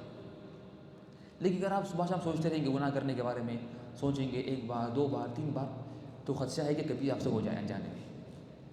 اس کے آپ جو سوچ رہے وہ ہو جاتی، بلکہ جو سوچتا ہے انسان، کبھی انسان نہ انجانے میں اس کی زبان سے بھی بات نکل جاتی ہے، جو ہمیشہ سوچتے جا رہا دل میں، غلطی سے کبھی اس کی زبان سے یہ بات نکل جاتی۔ لیکن اگر انسان برائی کو سوچے ہی نہیں تو ختم، کو زبان سے بات نکلتی بھی نہیں۔ تو یہی کہ انسان دل کا کیا کرے؟ خاص خیال کرے۔ تو فرمایا کہ نا واللہ علی کل شیء قدیر، اللہ تعالیٰ ہر چیز پہ کیا ہے؟ قدرت رکھنے والا ہے، ہر چیز پہ قادر ہے۔ تو لیکن یہ بعد میں اللہ نے اس کو معاف کر دیا۔ تو حدیث میں آتا ہے، فرماتے ہیں محمد صلی اللہ علیہ وسلم ان اللہ تجاوز لامتی، اللہ نے میری امت کے لیے معاف کر دیا کیا چیز؟ ما حدثت به انفسها، کہ جو ان کی دلوں میں بات آئے۔ کب تک؟ ما لم يتكلموا او يعملوا به، جب تک وہ بات نہ کرے یا عمل نہ کرے۔ اگر آپ عمل نہیں کرے وہ گناہ کا اور نہ بات بھی نہیں کرے تو اس کی پکڑ ہوں گی؟ پکڑ نہیں ہوگی۔ لیکن تقوی کا اونچا مقام کیا ہے؟ کہ سوچنا بھی نہیں، وہ دل بھی نہیں آنا بات سے۔ لیکن اللہ کا دیکھیے کرم، احسان دیکھیے اللہ کا کیا ہے۔ حدیث میں آتا ہے کہ اگر کوئی بندہ برائی کا ارادہ کرے پھر وہ برائی کو چھوڑ دے اللہ کے ڈر کی وجہ سے، کہ کیا ہوگا؟ اس کو ایک نیکی ملیں گی۔ حالانکہ ایک نیکی کیا ہے؟ آپ کچھ کرے ہی نہیں۔ حدیث میں کیا آتا ہے، فرماتے ہیں صلی اللہ علیہ وسلم کہ اللہ نے کہا کہ جو شخص نیکی کرنے کا ارادہ کرے تو اللہ تعالیٰ بولتے ہیں فرشتوں کو اس کے لیے ایک نیکی لکھ دو۔ پھر اگر وہ ارادہ کرنے کے بعد عمل بھی کر لے نیکی پر تو اللہ تعالیٰ بولتے ہیں کیا کرو، اس کو 10 نیکیاں لکھ دو۔ صرف ارادہ کرنے پہ کتنی نیکیاں ہیں؟ 1۔ عمل کر لیے تو 10 سے لے کے 700 گنا تک۔ پھر آگے فرمایا کہ اگر کوئی برائی کا کرے ارادہ تو اللہ تعالیٰ کہتے ہیں فرشتوں سے کہ اس کے بارے میں کچھ مت لکھو، چھوڑ دو. پھر اگر وہ برائی کر لے تو کہتے ہیں صرف ایک گناہ لکھو خالی. لیکن اگر وہ برائی چھوڑ دے اللہ کے ڈر سے تو اللہ بولتے ہیں اس کو بھی ایک نیکی لکھ دو. سبحان اللہ، کتنا اللہ کا کرم. آپ برائی کا کر رہے ارادہ، پھر اللہ کے چھوڑ دیے تو اللہ کیا کرے گا؟ آپ کو ایک نہیں کرے گا. اس سے بڑا کیا اللہ کا احسان ہے کرم. لیکن شرط کیا ہے؟ حدیث میں آتا ہے تعالیٰ کہا من اجلی، اس نے چھوڑا میرے لیے. یہ نہیں کہ ابو کے ڈر سے برائی کرنے والے تھے، ابو آگے اچانک چھوڑ دی، یہ بول رہے میں چھوڑ دیا گناہ، میرے کو نیکی ملنا، نیکی ملے گی. آپ کیوں چھوڑے؟ اللہ کے چھوڑے یا ابو کے نہیں. اس طرح سے آپ کوئی چور کیا تھا چوری کرنے، اچانک پولیس آ گئی، چھوڑ دیا ہوں، چوری نہیں کرا، تو گناہ اس کو نیکی ملے گی نہیں ملے گی؟ کیوں؟ اس نے اللہ کے لیے چھوڑا یا پولیس کے لیے؟ ٹھیک ہے، تو نیکی کب ملے گی؟ جب اس نے چھوڑا اللہ کے لیے. ترا کہا من اجلی، میرے لیے، اللہ کے لیے، یعنی حدیث قدسی ہے. ٹھیک ہے نا. پھر اس کی بات کہ جو دو آیتیں ہیں جو آمن رسول بما انزل الیہ من ربہ والمؤمنون، یہ سورہ بقرہ کی آخری دو آیتیں ہیں اور یہ بہت اہم آیتیں ہیں اور اس کی بڑی فضیلت ہے. پھر حدیث میں آتا ہے جو بخاری کی حدیث میں ہے، فرماتے ہیں محمد صلی اللہ علیہ وسلم من قرأ بالآیتین من آخر سورۃ البقرہ، اس نے سورہ بقرہ کی آخری دو آیتیں پڑھی کوئی رات میں، فی لیلۃ، کوئی رات میں، کفتاہ، تو وہ اس کے لیے کافی ہو جائیں گی. وہ اس کے لیے کیا ہو جائے گی؟ کافی ہو جائے گی. صرف دو آیتیں پڑھنا ہے. کتنے پڑھنا ہے؟ صرف دو آیتیں. کون سی دو آیتیں؟ آمن الرسول آخری تک اور لا یکلف اللہ نفسا آخری تک. صرف دو آیتیں پڑھ لیں آپ رات میں سونے سے پہلے تو یہ آپ کے لیے کافی ہو جائیں گی. اب سوال ہے کافی کس سے ہوں گی؟ اس میں علماء نے بہت سے باتیں بیان کی. بعض نے کہا کہ کافی ہو جائیں گی قیام اللیل سے. اگر آپ دو آیتیں پڑھ لیں تو گویا کہ آپ نے قیام اللیل کر لیا. بہت بڑی بات ہے. صرف دو آیتیں پڑھنا ہے اور شیطان کوشش کرتا ہے کہ آپ پڑھنا نہیں. جیسے پڑھنا شروع کرتے نہیں آئی تھی، اگر نہیں پڑھے تو نہیں آتی نہیں. جیسی شروع کرے آمن رسول نہیں نہ گئی تو اس طرح کا ہیلا ہے. تو آپ کوشش کرنا کہ لیٹنے سے پہلے بیٹھے تھے پڑھ لینا. آپ بولیں گے میں لیٹ کے پڑھوں گا تو نہیں لگ جاتی. ٹھیک ہے، تو یہ صرف دو آیتیں پڑھنا ہے. کتنے آیتیں پڑھنا ہے؟ دو آیتیں پڑھنا ہے. بعد نے کہا کہ نہیں، اس کا مطلب یہ ہے کہ کافی ہو جائیں گی ہر مصیبت سے، یعنی رات میں اس پر کوئی مصیبت نہیں آئے گی، کوئی غلط چیز، کوئی ایسی چیز جو ناپسندیدہ ہو، مصیبت تکلیف کچھ نہیں ہوں گی. صرف دو آیتیں پڑھ لیں اس کے کیا ہو جائیں گی کہ کافی ہو جائیں گی اس کے لیے. اور ایک حدیث میں آتا ہے جو صحیح مسلم کی روایت میں ہے کہ فرماتے ہیں صحابی کہ جب محمد صلی اللہ علیہ وسلم اوپر گئے یعنی اسراء یعنی معراج میں، تو اللہ نے پھر آگے فرمایا فأعطي رسول اللہ صلی اللہ علیہ وسلم ثلاثا، تو آسمان پہ چھٹویں آسمان پر وہاں پر اللہ تعالیٰ نے اپنے نبی کو تین چیزیں دی ہیں. کیا دیے؟ تین چیزیں دی. پہلے فرمایا کہ پہلی چیز ملی کہ 5 نمازیں ملی، اعطي الصلوات الخمس، 5 نمازیں ملی. پھر دوسری چیز ملی سورہ بقرہ کی آخری دو آیتیں ملی. اور تیسری چیز ملی کہ یہ ایک خوشخبری ملی کہ تو آپ کی امت میں سے جو کوئی شرک نہیں کرے گا اللہ اس کو معاف کر سکتا ہے اور اس کا ٹھکانہ آخر میں کیا ہوں، جنت ہوں گی. تو یہ تین باتیں ملی. کہاں ملی ہے؟ معراج میں. تو اس کا مطلب کہ بہت بڑی کہ شرف کی بات ہے کہ آیت یہ اتنی اہم آیت ہے. اللہ نے اس کو کہاں پر دی؟ نبی کو صلی اللہ علیہ وسلم کو اوپر دی، معراج میں، آسمانوں میں تھی. اور ایک حدیث میں آتا ہے جو مسلم کی روایت میں ہے کہ فرماتے ہیں عبداللہ بن عباس رضی اللہ عنہما بینما جبریل قاعد عند نبی صلی اللہ علیہ وسلم، کہ ایک دفعہ جبریل علیہ السلام بیٹھے ہوئے تھے محمد صلی اللہ علیہ وسلم کے پاس. سمع نقیضا من فوقه، تو اوپر سے ایک آواز آئی کھٹکنے کی. فرفع رأسه، تو جبریل علیہ السلام نے اپنا سر اوپر کیا. فقال، اور کہا محمد صلی اللہ علیہ وسلم سے هذا باب من السماء، یہ آسمان کی دروازے کی آواز ہے. فتح اليوم، یہ آج کھلا ہے.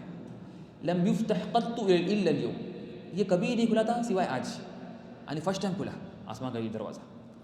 فنزل منه ملک، تو پھر اس دروازے سے ایک فرشتہ نازل ہوا. فرمایا کہ لم ينزل قط الا اليوم، اور یہ فرشتہ بھی صرف آج ہی نازل ہوا پہلی بار. کتنی بڑی بات ہے. پھر وہ آیا، کہاں پر آیا؟ وہ آیا محمد صلی اللہ علیہ وسلم. پھر آگے آتا ہے روایت میں فسلم، اس نے آگے سلام کیا محمد صلی اللہ علیہ وسلم سے. اور آگے اس نے کہا ابشر بنورین اوتیتہما لم یؤتہما نبی قبلک، اے نبی آپ کی خوشخبری ہے وہ دو نوروں کی، دو نور کی جو آپ کو ملی ہے جو آپ سے پہلے کسی اور نبی کو نہیں ملی. کیا ہے وہ 2 نور؟ فرمایا فاتحۃ الکتاب و خواتیم سورۃ البقرہ، کہ سورہ فاتحہ اور سورہ بقرہ کے آخری دعائیں تھیں.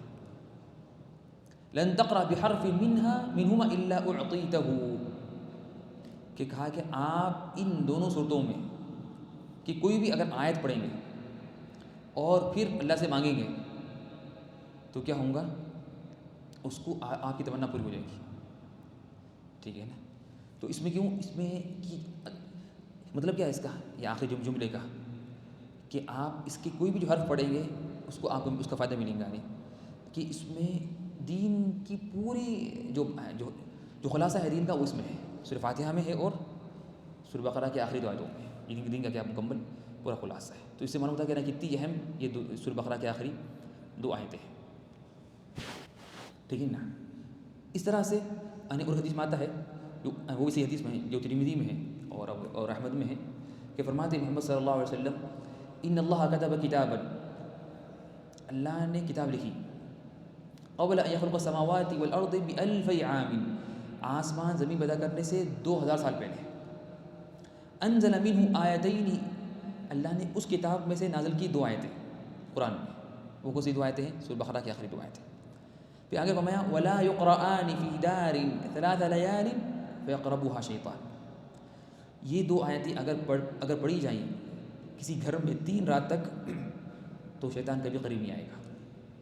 اور یہ کیسا حدیث ہے، اور شیخ البانی نے کہا کہ حدیث صحیح ہے. تو کیا حدیث ہے؟ کہ اللہ نے کتاب لکھی، کب لکھی؟ آسمان زمین پیدا کرنے سے 2000 سال پہلے، اور اس میں سے 2 آیتیں نازل کی قرآن میں. کون سی 2 آیتیں ہیں؟ سورہ بقرہ کی آخری 2 آیتیں. اور یہ 2 آیتیں اگر پڑھی جائیں کوئی بھی گھر میں 3 رات تک تو پھر شیطان اس کے قریب نہیں آئے گا، وہ گھر گھر کے قریب نہیں آئے گا. تو یہ کیا ہے؟ استعمال ہوتا ہے کہ کتنی بڑی فضیلت کی یہ آیتیں. کون سی آیتیں؟ سورہ بقرہ کی آخری 2 آیتیں. اللہ نے فرمایا آمن الرسول بما انزل الیہ من ربہ والمؤمنون، کہ آمن الرسول کی ایمان لایا رسول نے، بما انزل جو اللہ نے نازل کیا ان پر، من ربہ جو نازل ہوا ان کے پاس اللہ رب کی طرف سے، والمؤمنون اور مومنوں نے بھی ایمان لایا. یعنی ہر وہ چیز جو نازل ہوئی اللہ کی طرف سے اس پر ایمان لایا ہے، رسولوں بھی ایمان لائے اور مومنوں نے بھی کہا اس پر ایمان لایا. تو بعض علماء نے کہا کہ گویا کہ یہ اس کا تعلق ہے پہلی آیت سے. سورہ بقرہ کی پہلی آیت کیا تھے؟ الذین یؤمنون بالغیب ویقیمون الصلاۃ. تو جب اللہ نے کہا کہ متقین ایمان لاتے غیب پر، پھر آخری فرمایا کہ وہ کون ہیں جو ایمان لاتے؟ وہ مومنین ہیں، جو صحابہ کرام ہیں یا ان کے فرمایا کہ آمن رسول، کہ رسول سے مراد کون ہے؟ محمد صلی اللہ علیہ وسلم. والمؤمنون سے مراد کون ہے؟ صحابہ کرام اور ان کو ماننے والے اور جو ان کے طریقے پہ چلے. ٹھیک ہے؟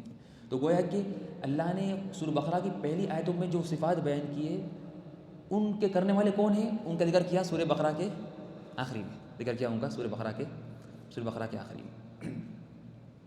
ٹھیک ہے نا؟ اور جب اللہ نے کہا کہ نا وَيُقِيمُونَ الصَّلَاةَ، اور وہ نماز پڑھتے ہیں اور زکوٰۃ دیتے ہیں، تو انہوں نے کہا وَقَالُوا سَمِعْنَا وَأَطَعْنَا، ہم نے سن لیا بات اور ہم نے اطاعت کر لی، کہ زکوٰۃ بھی ہم دیں گے، نماز پڑھیں گے، جو بھی اللہ نے حکم دیا سورہ بقرہ میں.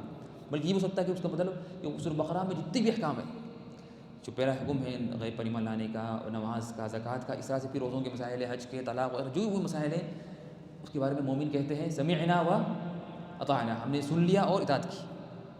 تو مومن کا شعبہ یہ ہوتا، کیا ہوتا؟ مومن جب بھی کوئی بات سنتا اللہ تعالیٰ کی یا محمد صلی اللہ علیہ وسلم کی تو کیا بولتا؟ فوری سمعنا و اطعنا، ہم نے سن لیا اور ہم اس کی کیا کریں گے؟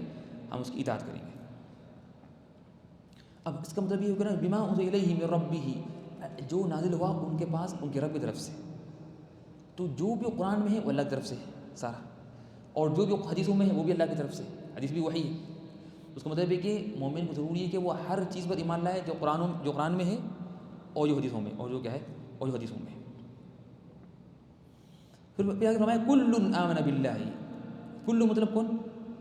کہ رسول بھی اور مومنوں بھی کیا کرتے ہیں؟ وہ دونوں آمن باللہ، سب نے ایمان لایا اللہ پر، وملائکتہ اور فرشتوں پر، وکتبہ اور کتابوں پر، ورسلہ اور رسولوں پر. یہ کیا ہے؟ ایمان کے جو ارکان ہیں، ایمان کے 4 ارکان ہیں. اور یہاں ذکر کتنے ہیں اس میں؟ یہاں پر یہاں 4 ذکر ہے، اور 2 کون سے باقی ہیں؟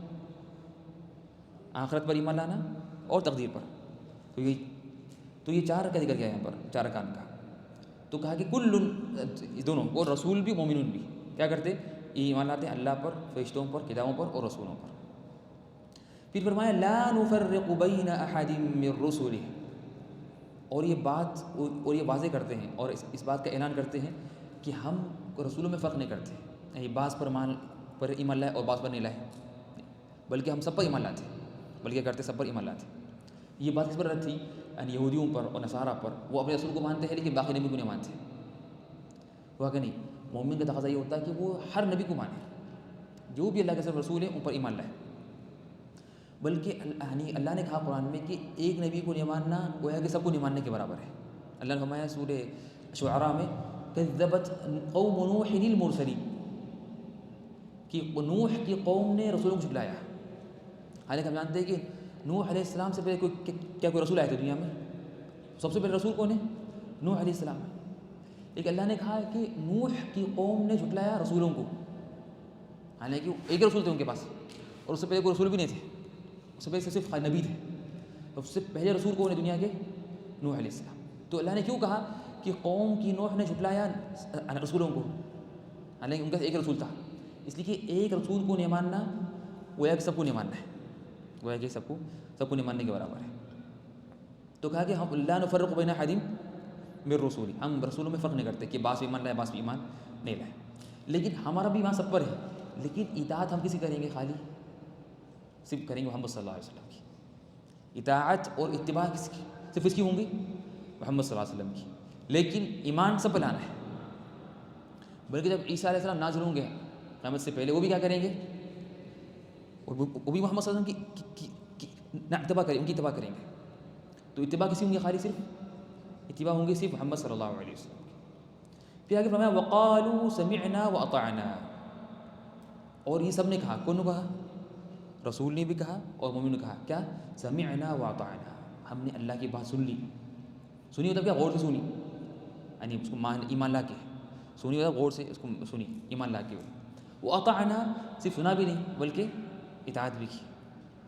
غفرانک ربنا، پھر جب وہ بات سنتے بھی ہیں اور اطاعت بھی کرتے ہیں، پھر یہ نہیں کرتے بس میں سن لیا اور اطاعت کر لیا تو میں کیا بڑا کام کر لیا خلاص کافی نہیں۔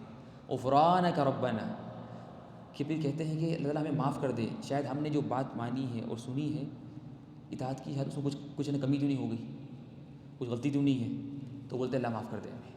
غفرانک ربنا والیک المصیر، اور ہمیں لوٹ جانا ہے آپ کے پاس ہی۔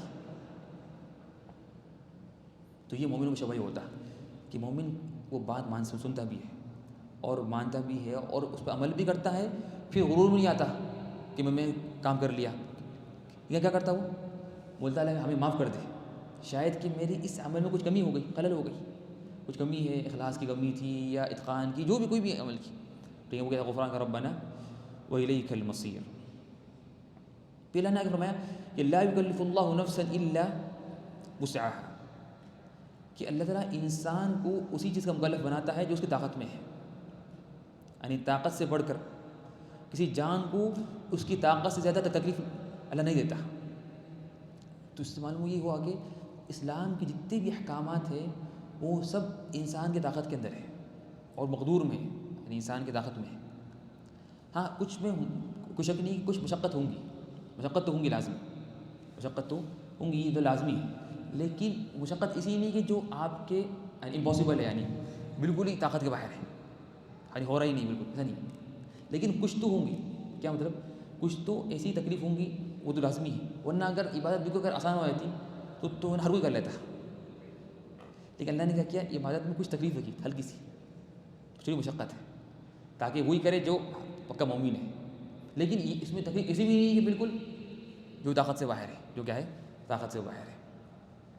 تو حدیث میں آتا ہے کہ فرماتے ہیں کہ جب نازل ہوئی یا کوئی سی آیت جو پہلی آیت تھی نا جو ہم پڑھی تھی کہ وَإِن تُبْدُوا مَا فِي أَنفُسِكُمْ وَتُخْفُوهُ يُحَاسِبْكُم بِهِ اللَّهُ، تو صحابہ کرام پر یہ آیت بہت بھاری گزری، تو وہ آئے محمد صلی اللہ علیہ وسلم کے پاس اور آگے کہا یا رسول اللہ كُلِّفْنَا مِنْ أَعْمَالِ مَا نُطِيقُ، ہمیں اللہ نے ایسے اعمال کا حکم دیا تھا جو ہماری طاقت میں تھی، نماز، روزہ، جہاد، صدقہ، یہ ہماری طاقت میں ہے، لیکن اب ایسی آیت نازل ہوئی جو ہماری طاقت سے باہر ہے۔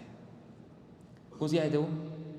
کہ وَإِن تُبْدُوا مَا فِي أَنفُسِكُمْ أَوْ تُخْفُوهُ يُحَاسِبْكُم بِهِ اللَّهُ، اگر تم تمہارے دلوں میں جو بھی بات ہے اس کو چھپاؤ یا ظاہر کرو اللہ اس کی پکڑ کرے گا. تو فرماتے ہیں صلی اللہ علیہ وسلم فرمایا کیا تم چاہتے ہیں کہ وہی کہو جو یہودیوں نے کہا تھا اور نصارہ نے کہا تھا کہ سمعنا وعصینا، ہم نے سنا اور نافرمانی کی. کہا کہ تم لوگ ابھی کہو کہ ہم نے مال سن لیا، اطاعت کم کریں گے، پھر اللہ تعالیٰ ممکن معاف کر دے گا. لیکن تم لوگ کیا کہو، سمعنا واطعنا غفرانک ربنا الیک المصیر. جب انہوں نے یہ بات کہی، کیا کہا؟ صحابہ نے کہا کہ ہم نے بات سن لیا، اطاعت کی، اللہ ہمیں معاف کر دے.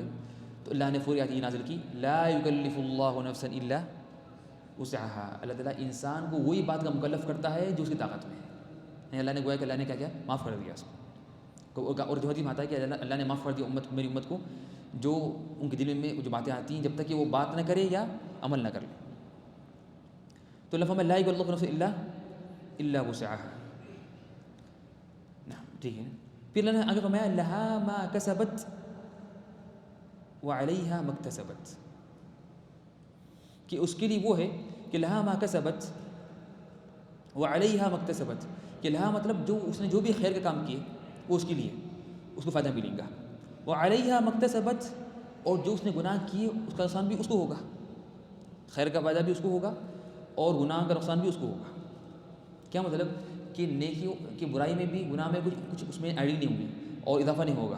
یہ نہیں کہ آپ نے گناہ تھوڑی کیے اللہ نے آپ کو زیادہ دے دی ہے، یہ بھی نہیں ہوگا. اور نیکیوں میں بھی کیا ہوگا کہ نیکیوں میں کچھ کمی نہیں ہوگی. یعنی کہ آپ نے 10 نیکیاں کی اللہ نے کم کر دیے، نہیں، ایسا بھی نہیں ہوگا. نہ نیکی میں کمی ہوں گی نہ برائی میں اضافہ ہوگا، بلکہ جو ہے اس کا ملے گا برابر. اللہ فرمایا سورہ ہود میں وَإِنَّا لَمُوَفُّوهُمْ نَصِيبَهُمْ غَيْرَ مَنْقُوصٍ، ہم ان کو ان کا نصیب دیں گے بغیر کوئی کمی کے. ٹھیک ہے نا. تو یہ ہے. تو اللہ تعالیٰ فرمایا لہا ما کسبت، ہر نفس کے لیے وہ ہے جو اس نے خیر کا کام کیا وہ اس کے لیے، اس کو کچھ کمی نہیں ہوگی. وعلیہا ما اکتسبت، اور جو اس نے برائی کی وہ اس پر ہے، وہ بھی اس میں کچھ اس میں اضافہ نہیں ہوگا. پھر اللہ نے فرمایا ربنا لا تؤاخذنا ان نسینا او اخطانا. اللہ نے ہمیں یہ دعا سکھائی کہ ہم یہ دعا کریں اللہ تعالیٰ سے. کیا دعا سکھائی؟ کہ جب لوگوں نے کہا تھا کہ ہمارے لیے مشکل ہے، کیا مشکل ہے؟ کہ جو آیت نازل ہوئی کہ جو دل میں تم چھپاؤ یا ظاہر کرو اس کو سنبھالنا مشکل ہے. تو اللہ نے کہا کہ تم یہ دعا کرو، یہ دعا سکھاؤ. کیا دعا کرو؟ ربنا، اے اللہ، لا تؤاخذنا، ہماری پکڑ نہ کر. کب؟ ان نسینا، اگر ہم بھول جائیں، او اخطانا، یا ہمارے سے غلطی ہو جائے انجانے میں. تو اگر ہمارے سے غلطی ہو جائے یا بھول جائے تو اللہ تعالیٰ ہمارا کیا کرے، اس کی پکڑ نہ کرے. تو حدیث میں آتا ہے کہ جب یہ لوگوں نے یہ کہا تو اللہ نے فرمایا قال نعم، نعم میں کروں گا انشاءاللہ. اللہ کا کرم، اللہ کا کیا کرم. تو اس سے معلوم ہوا کہ انسان سے اگر بھول ہو جائے یا انجانے میں غلطی ہو جائے تو یہ کیا ہے، یہ معاف ہے. یہ کیا ہے، یہ معاف. حتیٰ کہ اور یہ ہر چیز میں، احرام کی حالت میں کچھ پابندیاں ہیں. کیا پابندی ہے؟ کہ خوشبو نہیں لگانا، بال نہیں کاٹنا اور ناخن نہیں کاٹنا. لیکن اگر کوئی بھول کے کاٹ لے تو یہ معاف. اور اگر کوئی انجانے میں معاف کیا کرے، کاٹ لے لا علمی میں، اس کو معلوم تھا کہ نہیں کرنا ہے، اس نے کہ لا علمی میں اور جہالت میں اس نے خوشبو لگا دی، بعد میں لوگوں نے کہا کہ نہیں آپ نے غلط کیا، تو یہ معاف ہے. لیکن پکڑ کب ہوگی؟ پکڑ جب جان بوجھ کے کرے، جانتے ہوئے یاد بھی آپ کو یہ حرام ہے پھر بھی جان بوجھتے ہوئے یاد بھی پھر بھی کر رہے گناہ تو یہ حرام. فرمایا ربنا لا تؤاخذنا ان نسینا او اخطانا، اللہ ہماری پکڑ نہ کر اگر ہم بھول جائیں یا ہمارے سے غلطی ہو جائے. پھر فرمایا ربنا ولا تحمل علينا اصرا كما حملته على الذين من قبلنا. اے اللہ ہم پر ایسا بوجھ نہ ڈال اس طرح آپ نے ڈالا تھا بوجھ ہم سے پہلے لوگوں پر. تو مطلب کیا ہے اس کا کہ یہودیوں کو اور نصارہ کو یعنی بہت زیادہ تھا، ان پر ایسے اعمال تھے جو ہم پر نہیں ہیں. اللہ نے ہم پر بہت رحم کیا، ہمیں بہت کم عمل دی، ہم پر بڑے عمل تھے. ٹھیک ہے نا. ان کو کام بھی کرنا بہت تھا، ان کے لیے بہت چیزیں حرام بھی تھی جو ہماری لیے حلال ہے. اور ان کے پاس یہ بھی تھا، بعض بنی اسرائیل کی قوم میں یہ بھی تھا کہ اگر وہ گناہ کرتے تو ان کے دروازے پہ ایک ڈاٹ آیا تھا. صبح ہوتے لوگ بولتے یار یہ کیا ہے کہ اس کا مطلب رات کو گناہ کیے. لیکن اللہ نے ہم کو کیا کیا، ہمیں یہ معاف کر دیا اور ستر پوشی کی ہم پر. ہم گناہ کرتے ہیں ہمیں کسی معلوم نہیں ہوتا، سب اللہ کو معلوم ہوتا. تو بہت سے ایسی سختیاں بوجھ جو یہودیوں پر تھے اور نصارہ پہ تھے وہ وہاں پر نہیں ہے. تو ہماری امت کیا ہے، امت مرحومہ ہے، یعنی رحم والی امت ہے. اللہ نے ہم پر بہت رحم کیا، کئی جو بوجھ سختیاں ہم سے معاف کر دی. اور کئی گناہ اور کئی جو نیکیاں ہیں جو اعمال کو آسان کر دی ہمارے لیے. اور یہ بھی کیا کہ تھوڑا عمل کرو اور نیکیاں زیادہ ملو. یہ بھی ابھی دیکھیے ایک ہی جو رات ہے لیلۃ القدر اس میں عبادت کرنا کیا ہے گویا کہ 1000 مہینوں سے بہتر ہے. کتنی بڑی فضیلت ہے دیکھیے اس طرح سے. اور ابھی جمعے کے دن کیا ہے کہ جو اگر کیا غسل کرے اور جلدی آئے ہے نا جو مغسل وغسل وہ جلدی آئے اور امام کے قریب بیٹھے اور کیا کرے کہ نا سوار ہو کر اور پیدل آئے سوار ہو کرنا ہے اور آ کے سنے غور اور خطبہ سنا بات نہیں کیا تو اس کو ہر اسٹیپ پر 1 سال کا ثواب ملے گا روزے اور قیام کا. کتنی بڑی فضیلت ہے. جو جمعے کی نماز کے لیے آئے غسل کر کے اور جلدی آئے اور قریب بیٹھے امام کے اور خطبہ غور سے سنے اور اس میں یہ بھی ہے کہ نہ وہ نہ کہ دو لوگوں کے بیچ میں نہ کیا کرے الگ نہ کرے دو لوگوں کو جہاں جا کے میرے وہاں بیٹھ جائے اور اس طرح سے غور سے خطبہ سنے. اور بعض روایتوں میں یہ بھی آتا کہ پھر اللہ نے جو بھی اس کو توفیق دی اور اس نے نماز پڑھی تو یہ بھی سنت ہے. کیا سنت ہے کہ انسان کیا کرے کہ نا جب بھی آئے مسجد کو تو خطیب نکلے تک وہ نماز پڑھتے رہے. تو کیا ہوگا اس کو اگر یہ کام کرنے والے کے لیے ہر اسٹیپ پر ہر قدم پر اس کو ثواب ملے گا 1 سال کے روزے کا اور قیام اللیل کا. ہر اسٹیپ پر اگر 500 اسٹیپ ہو گئے تو 500 سال کا ثواب اجر روزے کا اور قیام اللیل کا. کتنا بڑا ثواب. تو کام چھوٹا ہے لیکن ثواب بڑا ہے. تو فرمایا کہ ربنا ولا تحمل علينا اصرا كما حملته على الذين من قبلنا کہ اللہ ہم پر ایسا بوجھ نہ ڈال جو آپ نے ڈالا تھا ہم سے پہلے لوگوں پر. یہاں پر ایک تجوید کا ایک معاملہ ہے کہ بعض لوگ جب یہاں پڑھتے تلاوت تو کبھی پڑھتے ہیں ربنا ولا تحمل علينا اصرا كما حملته یہاں پر اپنی تلاوت کو روک دیتے ہیں اور یہ غلط ہے. اگر آپ نے یہاں روک دیا تلاوت کو تو معنی بدل گیا. کس طرح معنی بدل گیا. یہاں پر ہے ربنا اے اللہ ولا تحمل علينا اصرا ہم پر ایسا بوجھ نہ ڈال کما حملته اس طرح آپ نے ڈالا تھا کس پر ہم سے پہلے لوگوں پر. لیکن اگر آپ نے یہاں روک دیا کما حملته السلام اللہ ہم پر ایسا بوجھ نہ ڈال جس طرح آپ نے ڈالا تھا روک دیا آپ نے سانس روک گئی بول کے تو معنی بدل گیا کہ وہ کیا بول رہے ڈال دیا تعالیٰ نے. ہاں ڈالا نہیں ڈالا کس کو ڈالا علی الذین من قبلنا. تو یہ پڑھنا ضروری ساتھ میں کما حملته علی الذین من قبلنا. اگر آپ یہ پڑھ لیے کہ اگر یہاں روک دیے کہ کما حملتہ پہ روک دی سر آپ نے پہ ڈالا تھا وہ کہ ہم پہ ڈالا حالانکہ کس پہ ڈالا وہ ہم سے پہلے لوگوں پر. تو قرآن کی تلاوت میں ایک طرف تو ضروری ہے کہ آپ اچھا آواز سے پڑھنا تجوید سے پڑھنا اور مخارج کی ادائیگی صحیح ہو. لیکن اس طرح سے ایک اہم چیز یہ بھی ہے قرآن میں کہ صحیح جگہ رکنا اور صحیح جگہ شروع کرنا. بلکہ بعض علماء نے کہا کہ تجوید کا آدھا حصہ یہ ہے تجوید کا آدھا حصہ یہ ہے کہ نا آپ اچھی بات سے پڑھنا مخارج غنہ مد ادغام سب کرنا یہ الگ چیز ہے. یہ آدھا ہے. اور آدھا کیا ہے کہ صحیح جگہ رکنا اور صحیح جگہ سے شروع کرنا ورنہ معنی بدل جائے گا. اور آج کل بات بولتے ہیں کہ فلاں حافظ ہے ماشاء اللہ پکا حافظ ہے لیکن دیکھے تو کہاں رکنا ہے اور کہاں شروع کرنا نہیں معلوم. جہاں دل برا رک گئے جہاں سانس رکی رک گئے نہیں غلط. رکنا بھی ضروری صحیح جگہ پر اور شروع بھی کرنا صحیح جگہ سے. دو ضروری وقف بھی صحیح ہو اور ابتدا بھی صحیح ہو. ٹھیک ہے نا. اور یہ کب معلوم ہوگا کہ کہاں رکنا ضروری ہے صحیح ہے کہاں رکنا صحیح نہیں ہے جب آپ کو عربی آئیں گی اور تفسیر معلوم ہوگی. دو ضروری دو چیزیں اگر آئیں گی عربی زبان اور تفسیر معلوم ہوں گی تو آپ کو معلوم ہوگا کہ کہاں رکنا ہے اور کہاں نہیں رکنا ہے کہاں سے شروع کرنا اور کہاں سے شروع نہیں کرنا. آج اسے ہم دیکھتے ہیں کہ بعض بڑے امام بھی جو نماز پڑھاتے ہیں مسجدوں میں اگر وہ نماز پڑھاتے ہیں تو اسی جگہ سے وہ شروع کرتے تلاوت یعنی قصے کے پیچھے شروع کرتے. یہ قصہ کس کا ہے کون ہے معلوم نہیں ہوتا یا اسی جگہ سے کہ جو ایسا کرے ان کو یہ نہیں ہوں گا کیا نہیں ہوں گا حالانکہ پہلے بھی اس کا ذکر تھا. تو ضروری کہ نماز بھی اگر کوئی پڑھائے یا تلاوت کرے محفلوں میں تو اسی جگہ سے وہ شروع کرے تلاوت جس معنی پورا مکمل ہو. معنی کیا ہو مکمل. پھر اللہ نے آگے فرمایا ربنا ولا تحملنا ما لا طاقت لنا به. اے اللہ تعالیٰ ہمیں اور اس چیز کا بوجھ نہ ڈال جو ہم پر اس کی طاقت نہیں ہے یعنی اس چیز کا بوجھ نہ ڈال جو ہمارے طاقت کے باہر ہے. ما لا طاقت لنا به ہمارے جو طاقت کے باہر ہے. پھر آگے فرمایا واعف عنا واغفر لنا وارحمنا. الہ ہمیں معاف کر دے. واعف عنا واغفر لنا وارحمنا ہمیں معاف کر دے اور ہمیں درگزر کر گناہوں پہ. وارحمنا اور ہم پہ رحم کر. ٹھیک ہے. تو یہاں پر بعد نے کہا کہ واعف عنا سے مراد یہ ہے کہ چھوٹے گناہ، واغفر لنا بڑے گناہ، دونوں گناہ ہو سکتے ہیں، اور ہم پہ رحم کر، اس لیے کہ ہر چیز میں اللہ کی رحمت ضروری ہے. اگر ہم کتنے بھی گناہ کریں یا نہ کریں، نیکیاں کریں نہ کریں، اللہ کی رحمت نہیں ہے تو جنت مشکل حاصل نہیں ہو سکتی. اس نے فرماتے ہیں محمد صلی اللہ علیہ وسلم کہ تم میں سے کوئی بھی شخص داخل نہیں ہوگا جنت میں اپنی عمل کی وجہ سے، جب تک کہ اللہ کی رحمت نہ ہو تو وہ داخل نہیں ہوگا جنت میں.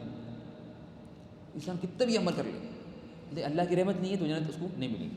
پھر آخر فرمایا انت مولانا، کہ ہم یہ دعا کریں گے اللہ آپ ہمارا مولانا ہے، کیا مطلب آپ ہمارے مددگار ہیں، آپ ہمارے مددگار ہیں. فانصرنا، تو آپ ہماری مدد کریں کافروں پر، آپ ہماری مدد کریں کافروں پر. انشاءاللہ یعنی اور باتیں تو بہت ہیں اس میں، یعنی آخری جملوں میں، لیکن ٹائم ہو گیا اشارہ تو کافی. انشاءاللہ سبحانک اللہم وبحمدک اشہد ان لا الہ الا انت استغفرک واتوب الیک.